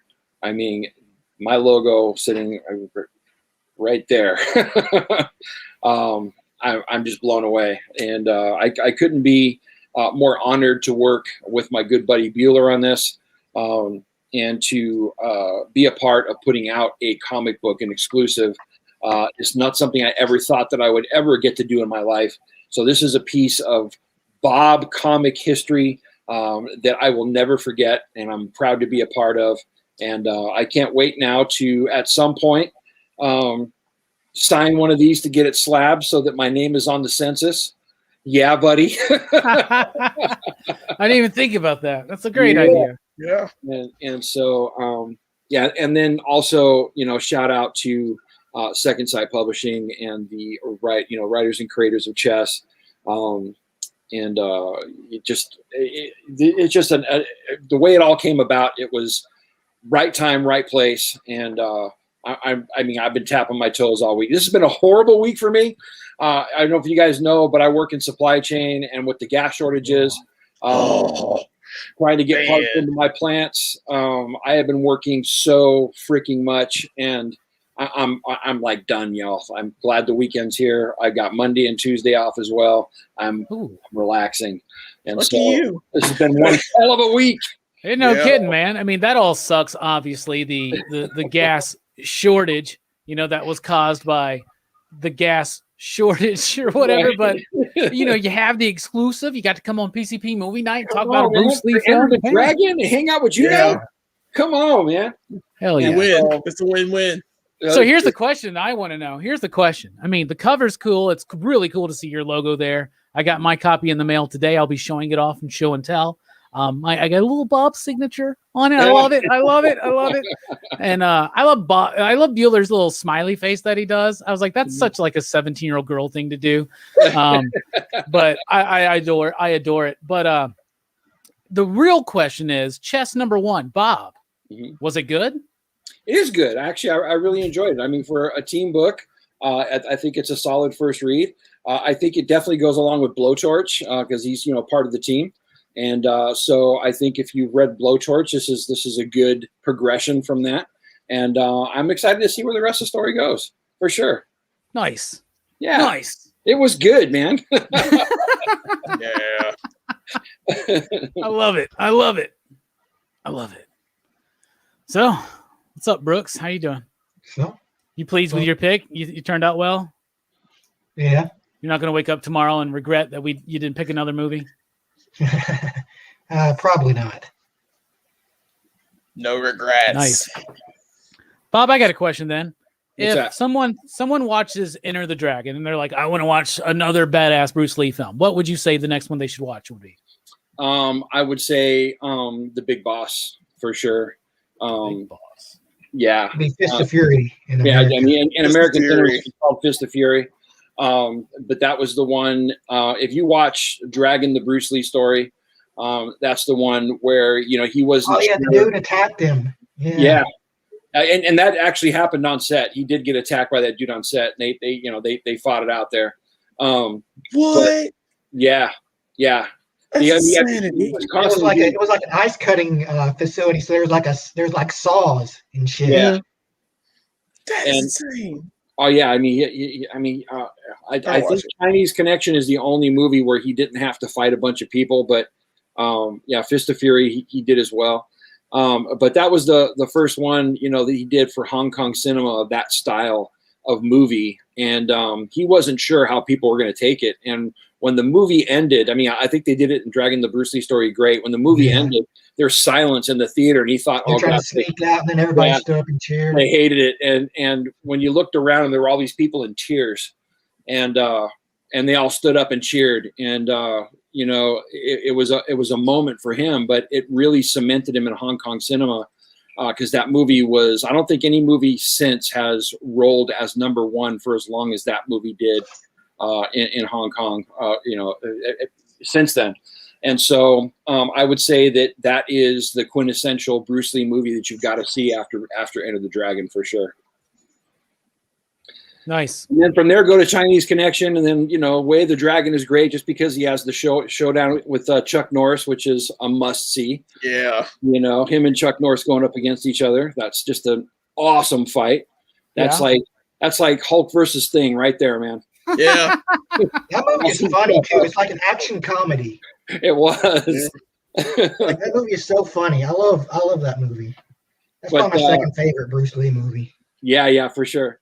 But I mean, if you want to start into Hong Kong cinema after that, I'd say the first movie that you should watch is with the 36 Chamber, or as it's known, Shaolin Master Killer. Gordon Liu is probably one of my favorite Hong Kong cinema actors, and he was Run Run Shaw's nephew, and he was, I mean, back in the day, besides Bruce Lee, he was the man. And so I would definitely watch the 36 Chambers, also called Master Killer, and just allow yourself to be absorbed in it, because you're in for a ride. It's good stuff. Nice. Be like water. Be water. Yeah. Water. Some people would wet themselves over my movie collection, but not because of Hong Kong cinema. I don't have any, but I have a lot of Italian horror cinema. Oh, love it. I got my quirk Very too. nice. Okay. Brooks, have you watched that Venom trailer yet? I have not. Damn, you still haven't watched it. Yeah. No, you can skip it. I'm not really a trailer watcher. You can skip it. Not For the really a most trailer part. watcher. I like that. What about you, Bob? What did you think of the Venom Let There Be Carnage trailer? Me and Jelani didn't really like it. I'm just gonna be honest. I'm gonna keep an open mind here, bro. I'm just gonna keep an open mind. I mean, they've already got my money. I'm going to go see it. Yeah. Right. But I mean, come on, guys. There was so much silliness inside of that. I mean, if I want to, ever since I was, a young lad reading comic books, I've always wanted to see Venom and Carnage on the big screen. And if you're not doing a rated R Venom and Carnage movie, then what are you doing? And PG Exactly. Carnage. And to tell you the truth, I mean, the last movie, that was not my Venom movie. I did end up wrapping my heart around it later on. I'm still surprised that it made $1 billion. I mean, it still blows me away. Yeah. But really, when it comes down to the character, I had to watch it as its own standalone thing, and then I could kind of enjoy it. But I'm going to keep an open mind. And we'll see what happens, but the trailer horrified me because of how much silliness was in it. Yeah, me too. I hope that Carnage is handled.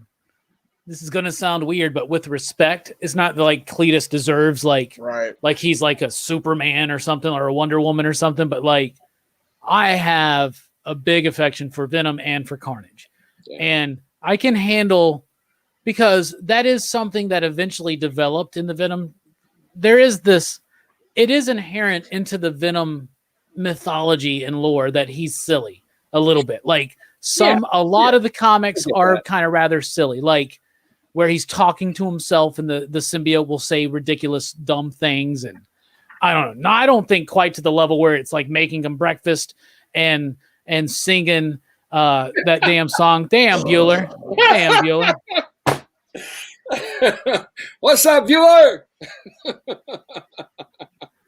Thank you, Bueller. We appreciate that. That's great. I don't want Bueller's kind of pissing me off with this thing, because it's throwing now. Like, did you hate on him or something? No, it's throwing the idea that I'm not honest, man. He's saying that I didn't do that. I made a joke that I picked a different book other than Ice Cream Man as a spite pick of the week. I've done this joke before. It's a bit. I'm going to commit to the bit, but I don't want people to get misunderstanding and think that it's anything more than a bit. I picked Rorschach number 8 over Ice Cream Man number 24. They were so close. I have the text to prove it, right? They were so close. And I just thought that what Rorschach did structurally with the story was a little bit more innovative than the already innovative Ice Cream Man, because it's almost hurt itself, because Ice Cream Man is so innovative and different and unique each issue, you come to expect it. And so when Rorschach did something that I didn't expect of it, it kind of jumped it over just a little bit. Bueller, I love you, but I want everybody to know I'm honest about my opinions on things. You just paid $2 to get under your skin, bro. Yeah, that's Wow. fine. It's just now people watch the Bueller show and like he's like, oh, so Robbie doesn't really like. He's just like in the last one. He's like, yeah, what was his pick of the week? Beckstar? Didn't he just have that guy on his show? I'm like, what? Wow. Beckstar was good. I like Beckstar. That was a fun book. I'm just happy because the finger's not pointed at me. It's on you for a little while, Robbie. Yeah, that's fine. I don't mind the attention. It's cool. It was my real pick of the week. Ice Cream Man number 24 was very. This is what's going to mess you guys up. Was at the end of the month when I come in and like my favorite comic of the month was Ice Cream Man 24.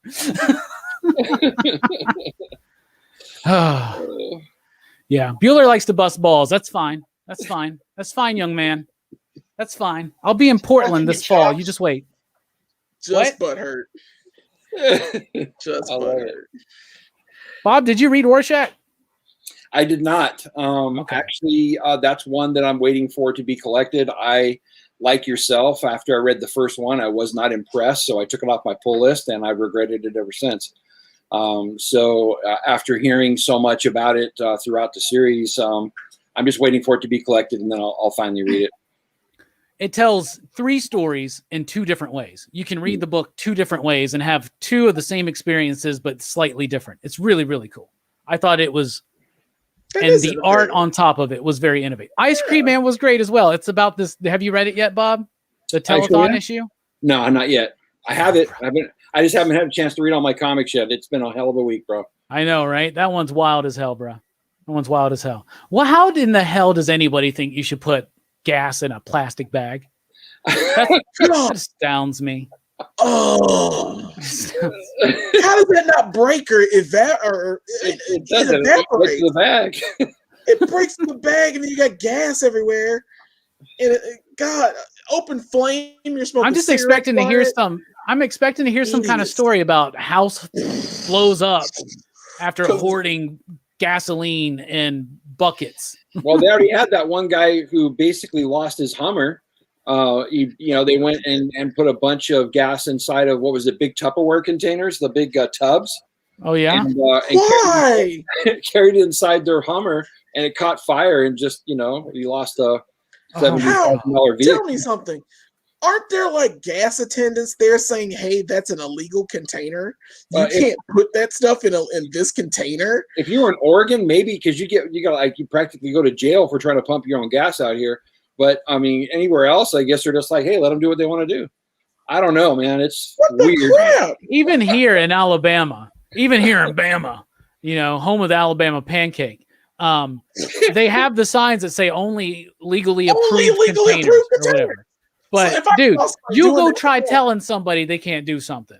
You've done that before. The AK-47. Let's hold my AK while I get my gas, because they gonna steal my gas when I have it. Really? Who's doing that? You can't take the gas, sir. Outside. The Dems are trying to take our gas. They're taking our gas. They're gonna take our gas and our guns. It's so much work. It's so much work.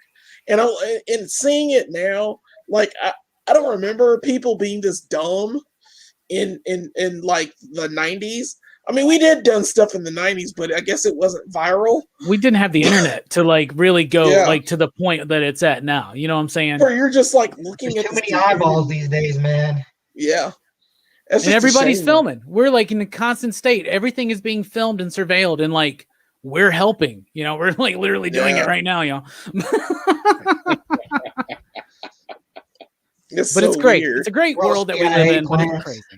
It's a crazy world, but it's I wouldn't have it another way, except for maybe a few things. But you know what I'm saying.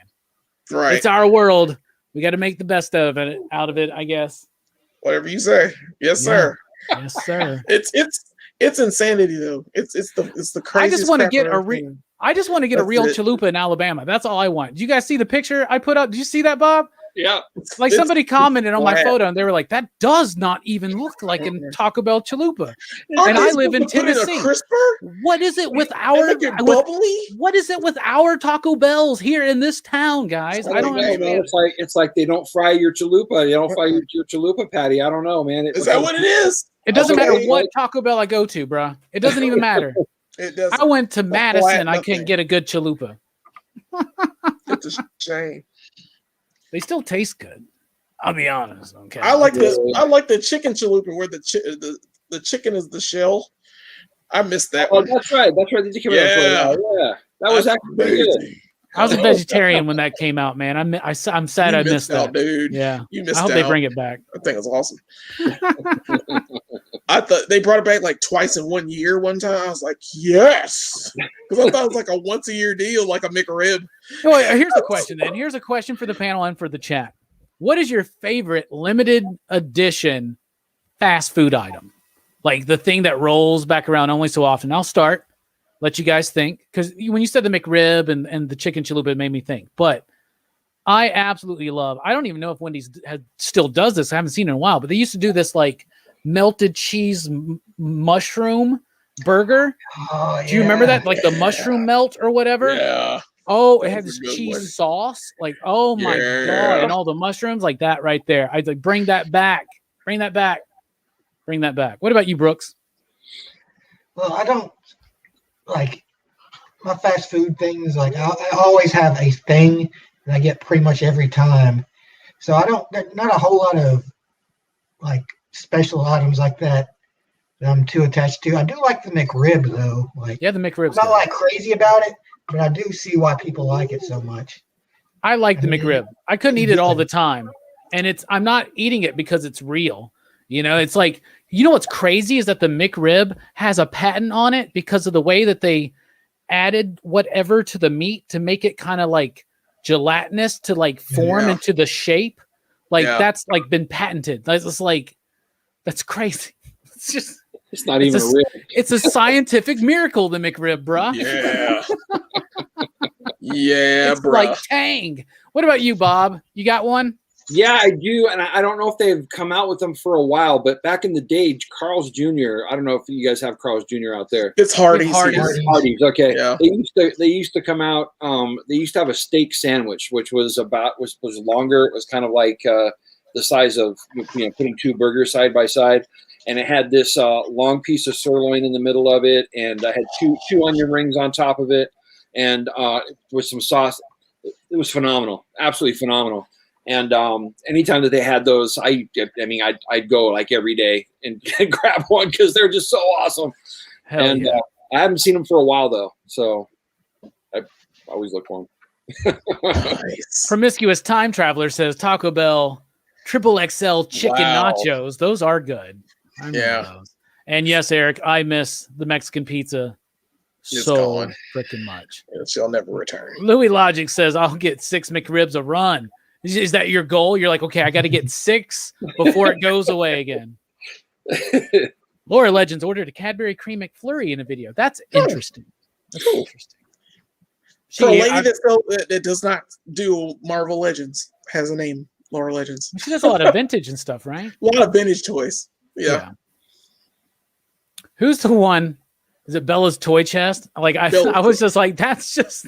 I'm friends with her on Facebook. I was like, that's For a, no reason. that's the For no perfect reason. combination for a lot of toy nerds. Let me just tell you Yeah. that. Okay.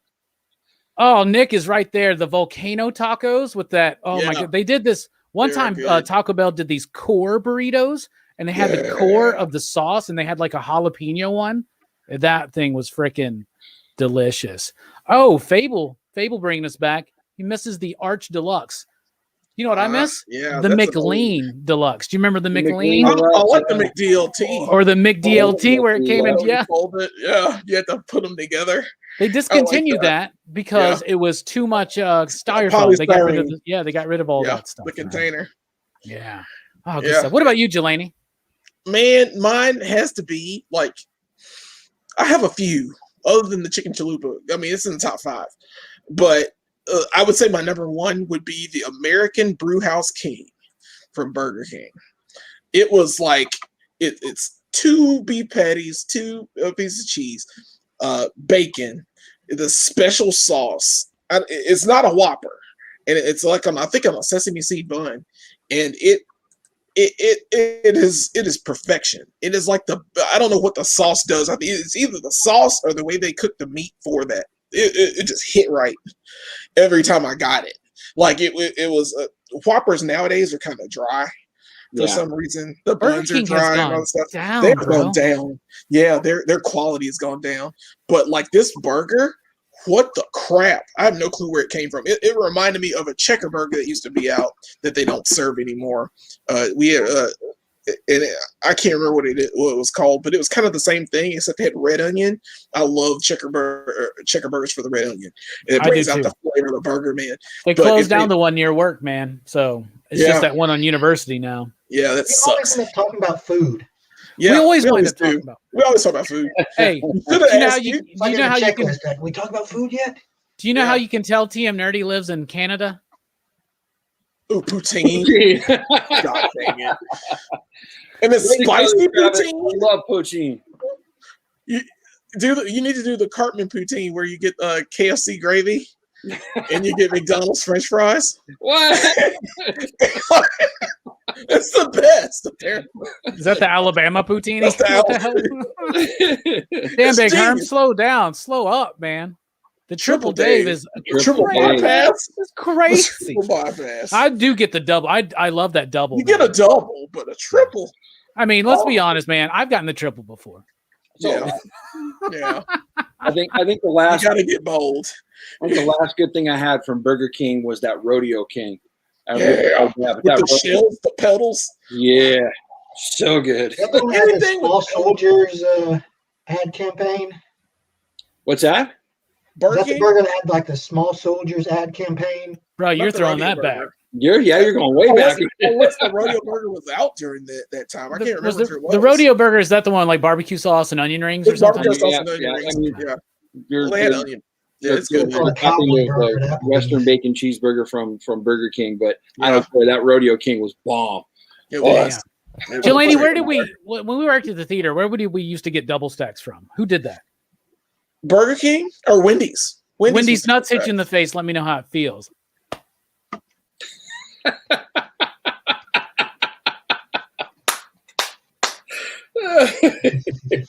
You haven't gotten me in years. You know what?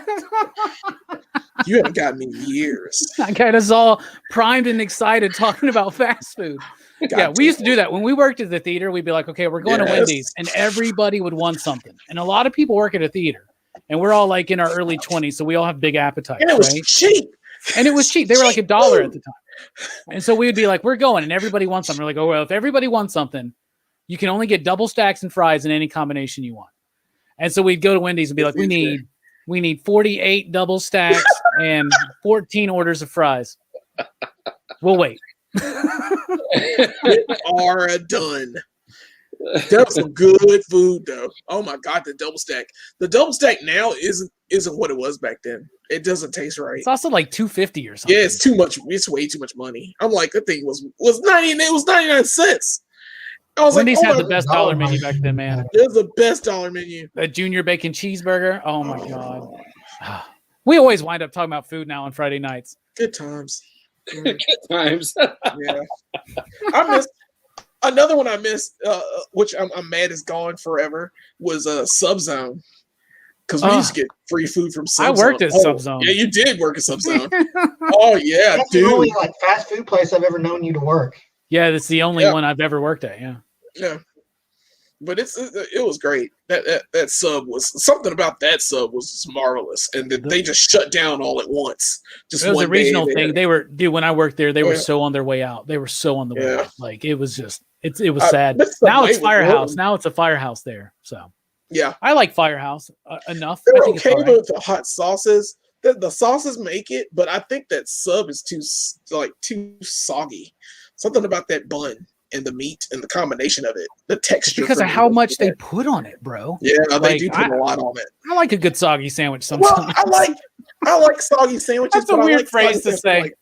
I like wet sandwiches with oil and vinegar. Yeah, I don't want wet, soggy bread. Wet, soggy bread ruins a sandwich for me. Even when you toast it, I'm just like, I don't know if you guys have it in Alabama, but the best wet sandwich, like you're talking about, Jelani, right now is from Jersey Mike's. You guys have Jersey Mike's? Exactly. Place is bomb, man. It's across the street from me. It's across the street. That's a dangerous place. Is it? It's bad. It's right there. It's right over here. Mayway, and we got a Wayback Burger too. It's over in the shopping center. That's way far away from me, but yeah, it's way too far. I can head out there. But Jersey Mike's, no, you have a Jersey Mike's on your side of town. It's near off Bailey Cove, or not Bailey Cove. Shoot, it's in the same thing as Fresh Market. Oh, okay, Fresh over there, Market. Whitesburg. Yeah, Whitesburg. Yeah, right over okay. there. On Airport Road. I have to go check this out. This elusive sandwich. This legendary sandwich. Dude, bro, it's awesome. You get the Mike's Way, and they put all the oil and vinegar on it. When it hits that bread, so freaking good. It's a wet sandwich. It's what a sub should be. Exactly. It's like I don't know. People don't make submarine sandwiches the right way. Like No. Subway doesn't. Their oil and vinegar and the way they put it, it's not proper and well. And on top of that, their meat is too processed. Yeah. Something about it makes it. And taste their like bread's too cookie cutter. It's just too. It's cookie. It's the McDonald's of subs, and it's everywhere, and it's cookie cutter, and it's not as good. But Jersey Mike's is clean. There's this place called Mr. Good Sense that my family. Well, we went to I think DC. And it was called Mr. Good Sense, and they have them everywhere. They're like in nowhere near us, but they make a good wet sandwich too. It was fantastic, and you didn't have to toast it. If you toast it, it's fine.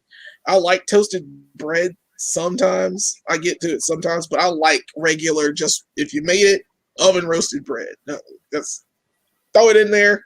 Put my meat on it. Give me meat. Put my meat on it. Vinegar on it. Put my meat on it. Come on. Dude, I don't know if you'll remember this, Jelani, but back in the day of Rocket City Collectibles over here on Charlotte, when we worked there, when I worked there, and we all hung out there all the time, right? Yes. The comic shop I used to work at in the early 2000s. You remember that gas station right across the street that had that deli for a while? Oh my god! Yes. That woman could slap some sandwich. Oh my god! She was in the same. Yeah, I forgot all about that place. You were so right. I would drive. I would leave class early.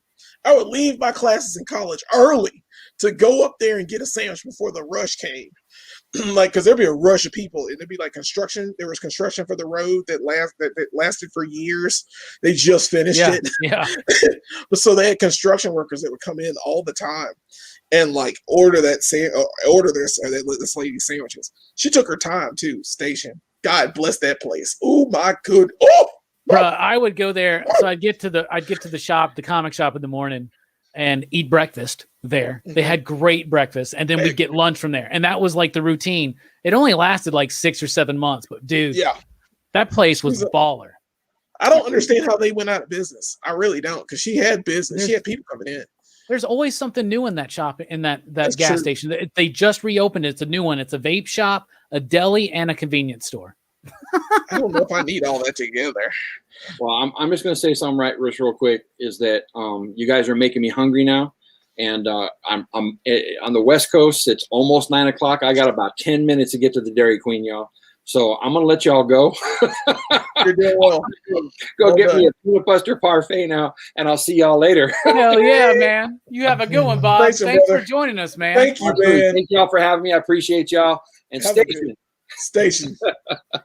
See you, dude. Y'all make sure to sub up to Everything Comics if you're not already. There is a link in the description below. We always do this, though. We start talking about food, and we all start getting hungry. But that's what happens. Yeah, me too. So now it's time to move on to show and tell, because why not? Let's go ahead and wrap this up so we can go eat. We all want to eat. Like, Eric, you're right. That was the best sign off ever. Yo, I got 10 minutes. And I love that he said he had to get a what? My favorite item at Dairy Queen, the peanut butter parfait. It's awesome. Also a Chiba Nation lingo term, right? Yeah. Oh, Let me remind everybody that Mike06 was just in the chat, and next week is his choice, and it's Hereditary. So yes. I'll finally watch an A24 film I'm so excited. at for his you. request. So that's next week. But before that, the night before on Thursday, we got Tony Fleeks on the channel at 8 p.m. Central Time. He is the writer and creator of Stray Dogs. Fantastic book out from Image right now. It's All Dogs Go to Heaven meets Seven. Nice. Kind of. It's like a 90s psychological thriller, but in an animated Don Bluth style. Is the dirt? Oh, okay. I was It's gonna say really good. it's like Burt Reynolds' dog's head's gonna be in a box. Ha! But tomorrow night on Dylan's Horror Show, link in the description below. Make sure you sub up so you don't miss a single episode of Dylan's Horror Show. Me and Dylan are going to be talking about Larry Cohen's The Stuff. It's available on Amazon Prime right now, so you definitely need to check it out. All right. Michael Moriarty. Yeah. Yes. Fantastic. I love that Nobody movie. is as dumb as I appear to be. I love that movie. Love that movie. It's great. I would have never ate that People stuff. lays it down for Bob right there. You go, Dairy Queen is greater than PCP Movie Night. Well, peace up, A-Town down. All right. Show and tell time. We're going to start with Jelani. Show us what you've got. Oh, nice. Nice. Yeah, I have my Bruce Lee from SH Figure Arts. I got it a long time ago, but this is by far my only, but the best Bruce Lee figure I've ever owned. I love this figure. He has different faces. He's got different heads. He's got all the weapons from Enter the Dragon. I just wish they had made one with his scars. That would have been nice too. But he's fully posable. He comes with the nunchucks.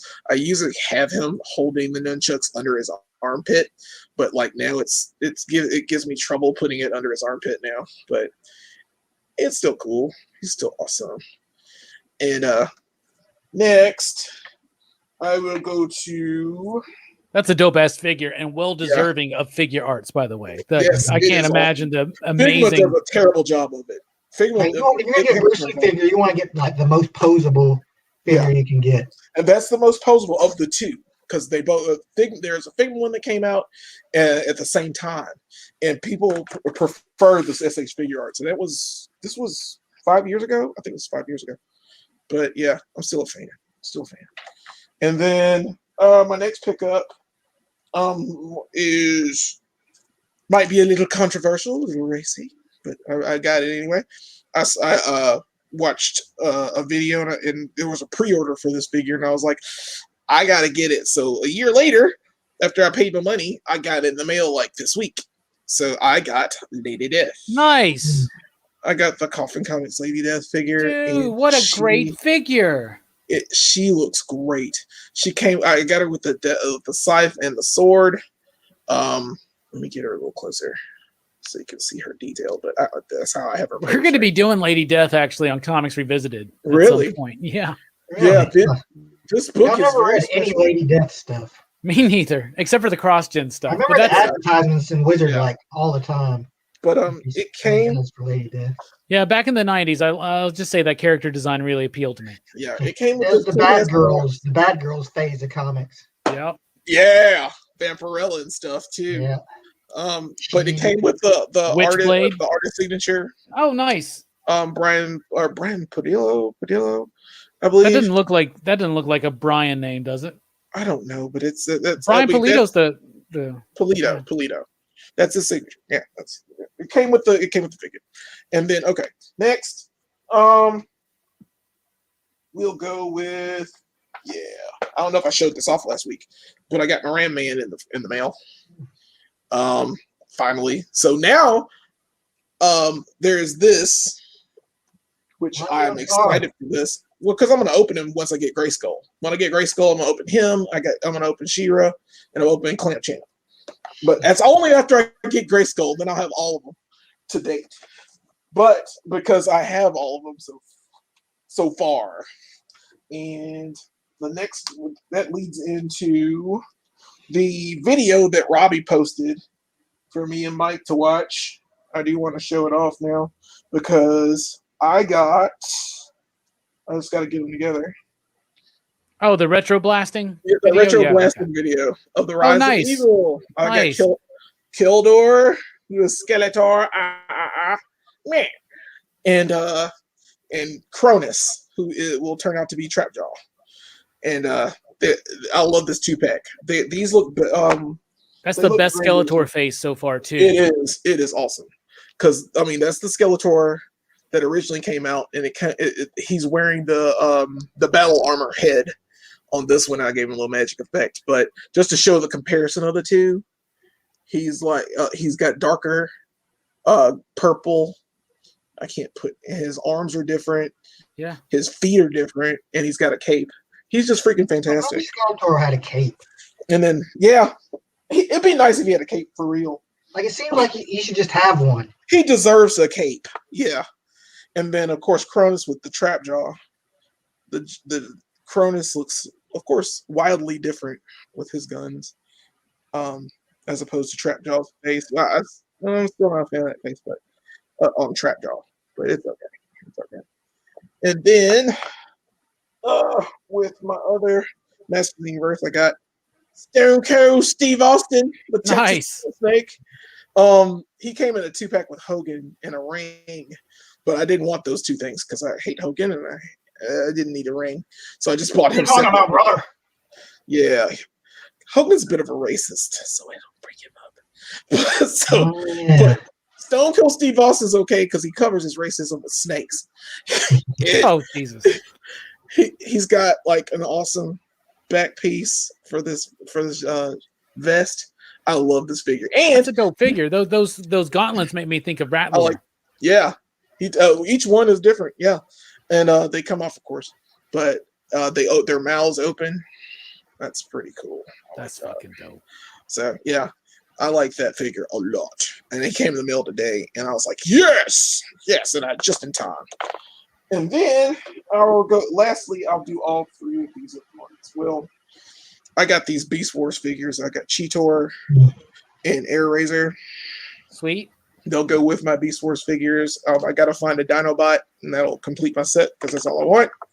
And then finally, I have more dinosaurs. I got this. I don't know what this one's called in the story. I can't remember right now. I don't feel like looking at it. But he's a Triceratops. He turns to a cool ass Triceratops. I'll have a cool Jurassic Park figures next week. But for now, I'll show you this one. And that's all I got. Dope. Yay. We got a question from Fable. Are you guys getting the Kevin Smith He-Man figures? I am not. My He-Man focus is, and one of my big toy focuses right now is simply vintage. I am just going to go vintage on He-Man. And as it's easier than trying to keep up with all the new stuff. Like I'm trying to get pieces from the Origins line as placeholders. Clamp Champ, Scareglow, Ninjor. You can't find the shit, man. You know what I'm saying? So like they're expensive. That's kind of freaking annoying. It's starting to trickle in a little bit. Yeah. Vintage though is cool, and you hunt for it, and it's part of that joy too, right? So on all my He-Man, but I will say this: you have Mike find it for you. I also work at a shop, bro. The He-Man's, the Revelations figures. Now I'll say this: they look great. They look great, and the designs from the animation that I've seen, the screenshots they've showed. I covered in the weekly wrap up tomorrow. Like that shit looks amazing, and I do want one of those Keldors because it's the evolution of Skeletor, right? Like that would be super cool. Yeah. So Brooks, if you see one, pick it up. Give me Keldor. I'll give you half the money. You can keep the Cronus Trapjaw bullshit or whatever. You're like, no, I want the Keldor. That's a Target exclusive, right? Yeah, it's a Target exclusive, and they're only getting like two at a time. Two at a time, and they're already gone. And that's how it goes, man. Like everybody's getting one Grayskull. Everybody's getting one Grayskull at a time. It's some bullshit. Only one, bro. One Grayskull. Are you kidding me? A friend of mine found it. In Athens, but I haven't seen it anywhere else. That means someone else got it already, or the stock boys got it. Walmart exclusive, so it works. Are you guys getting the Revelations figures? I'll get Battlecat. That Battlecat. Going to focus on the. Well, if you get Battlecat, you got to get the He-Man to go on. Right. I got a He-Man. I got plenty He-Man that'll fit on that Battlecat. What about Oh, you, yeah. Brooks? Do you even know what this show is? Nah. Like, Bruh. I don't know anything about It's Kevin it. All right. Smith. I mean, like, Kevin if I see Smith. it and I like it, I'll buy it. Kevin Smith is doing a continuation Yeah, of the I've heard Masters of that the for a Universe. while. He's been planning to do a He-Man series. Mark Hamill is the voice of Skeletor. Yeah. And it debuts on Netflix July 23rd. And it looks awesome, bro. It looks awesome. It looks freaking fantastic. All right, Yeah. show and tell. Me. Show us what you've got. All right. Well, speaking of He-Man, Brooks got me this for my birthday this week. It's is it Mega Blocks or Mega Constructs? But it's got a little He-Man on his little Wave Rider or whatever it is. It's pretty cool. I had to build it, but it was fun. And Mike helped me with it. But that's a cool Skeletor head, and all the pieces fit in there. It all fits in there. And there's the sword, the power sword's right there, and you can put it in He-Man's head and hand. And he can also use this as a jetpack. It's pretty cool. I think it's pretty neat. Mike got me this one for my birthday. That's a vintage Webster. Nice. Look at that. Complete. Sure. He even has the working grappling hook, which is so freaking difficult. But look at that. Yeah. Mike is the best. So that's so another cool. great action figure for my vintage collection. They haven't done that in Origins yet.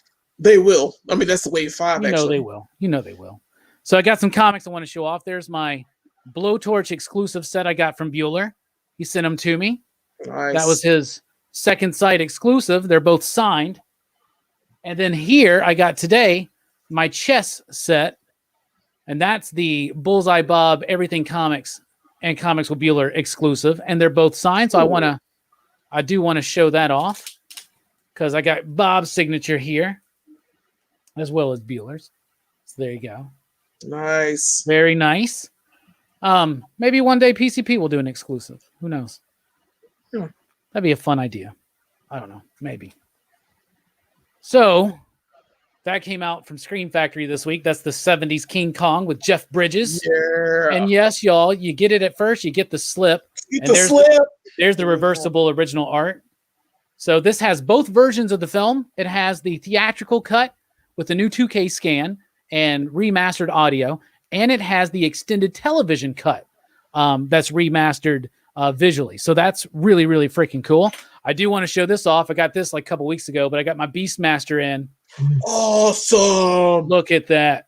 Beautiful set. Oh. This is one of the most gorgeous Blu-ray sets I've ever owned. We gotta watch this. We're definitely going to cover this one. But look at that beautiful set. Look at the artwork inside of it. I love that movie. It comes That with a looks booklet. great. So there's a booklet, and so within that slip is another slip. Which is Wow. fantastic.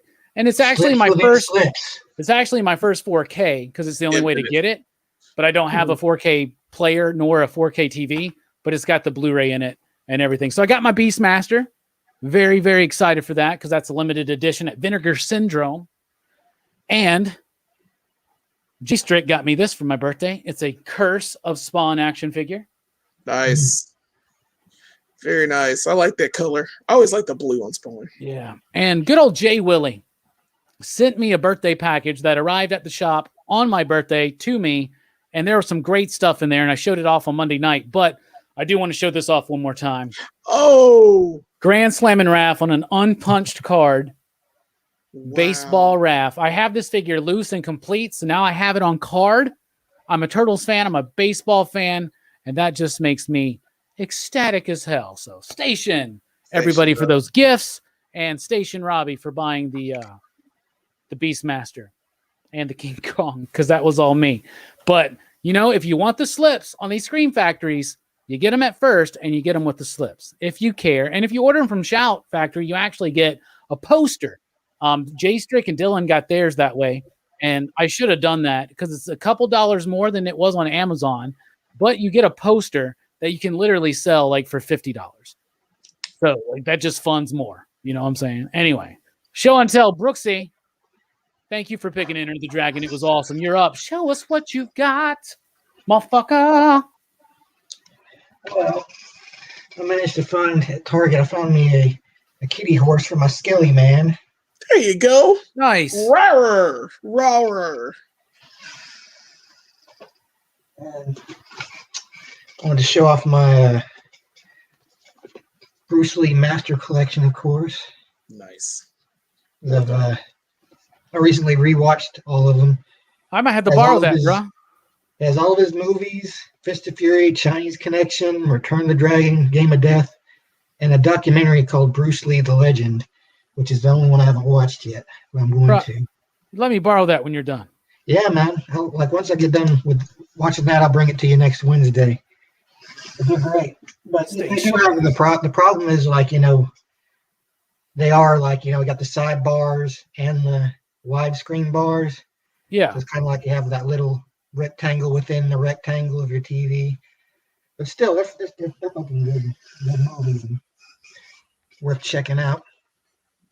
And this has been sitting like next to my desk forever. Beautiful. Yeah, I figured like Ooh. be a pretty cool thing to show. It's an actual piece of papyrus that my grandma picked up when she was in Egypt. Okay. Like that they'd sell to tourists and shit. It's fucking gorgeous. Some fucking kid just like crowned that up in the back room somewhere, but it's still fucking badass. Yeah. I've Like, always the wanted to problem go is to they Egypt. didn't have anything to hide it from on the frame. Like she had it in like one of those metal stand things. Yeah. You just put it on like a tabletop and like set it in. I don't have that anymore, so I don't have anywhere to put it. I'll figure it out. And last, I got a book that I figured kind of fit in with the theme. It's called Grunge the Movie. It's like a short little, kind of little mini trade that Image did back in the day with Adam Warren doing basically a story of where Grunge from Gen 13, he's basically talking about how he would make a martial arts movie. So he makes this like fucking crazy, ridiculous martial arts movie. And it's hilarious. And if you're in a Gen 13, you'll probably like it. And that'll do. That's dope. That's dope. I do want to make sure you guys see one more thing. I opened up my Clown 2 action figure, y'all. And that thing is freaking awesome. Look at that. Wow. Oh, I like that. I know he had all that hair. Actual hair? Yeah, that's actual Yeah. hair. This is straight from the Alan Moore run, like where he punches through the dude and he just wears it for a while and he's got all the guns. Freaking awesome. So, hell yeah, that was the show, everybody. I want to thank everybody for joining us tonight for PCP Movie Night. Be sure to join us for Hereditary. Next week, it's Mike's Choice, so watch up and join us. I hope you love following along with us on our movie watching. And by the way, everybody, John changed his pick. He is going to be June 11th, which is after Delaney's pick, which is Last Kiss or Long Kiss Goodnight. He has changed his pick from Sneakers to the original Westworld, Michael Crichton. Okay. So I can dig Okay. that. I like dig that movie. I Yeah. like that movie. I like it too. It's a bad Yeah. movie, but I like it it. is. It is. Neil Brenner at his Right. finest. Brooks, thank you for being here. Thank you for picking this movie. Final thoughts. Final thoughts? I don't even waste my time. When it happens, I won't even notice. I'll be too busy looking good. All right. Delaney, thanks for being here. Final thoughts.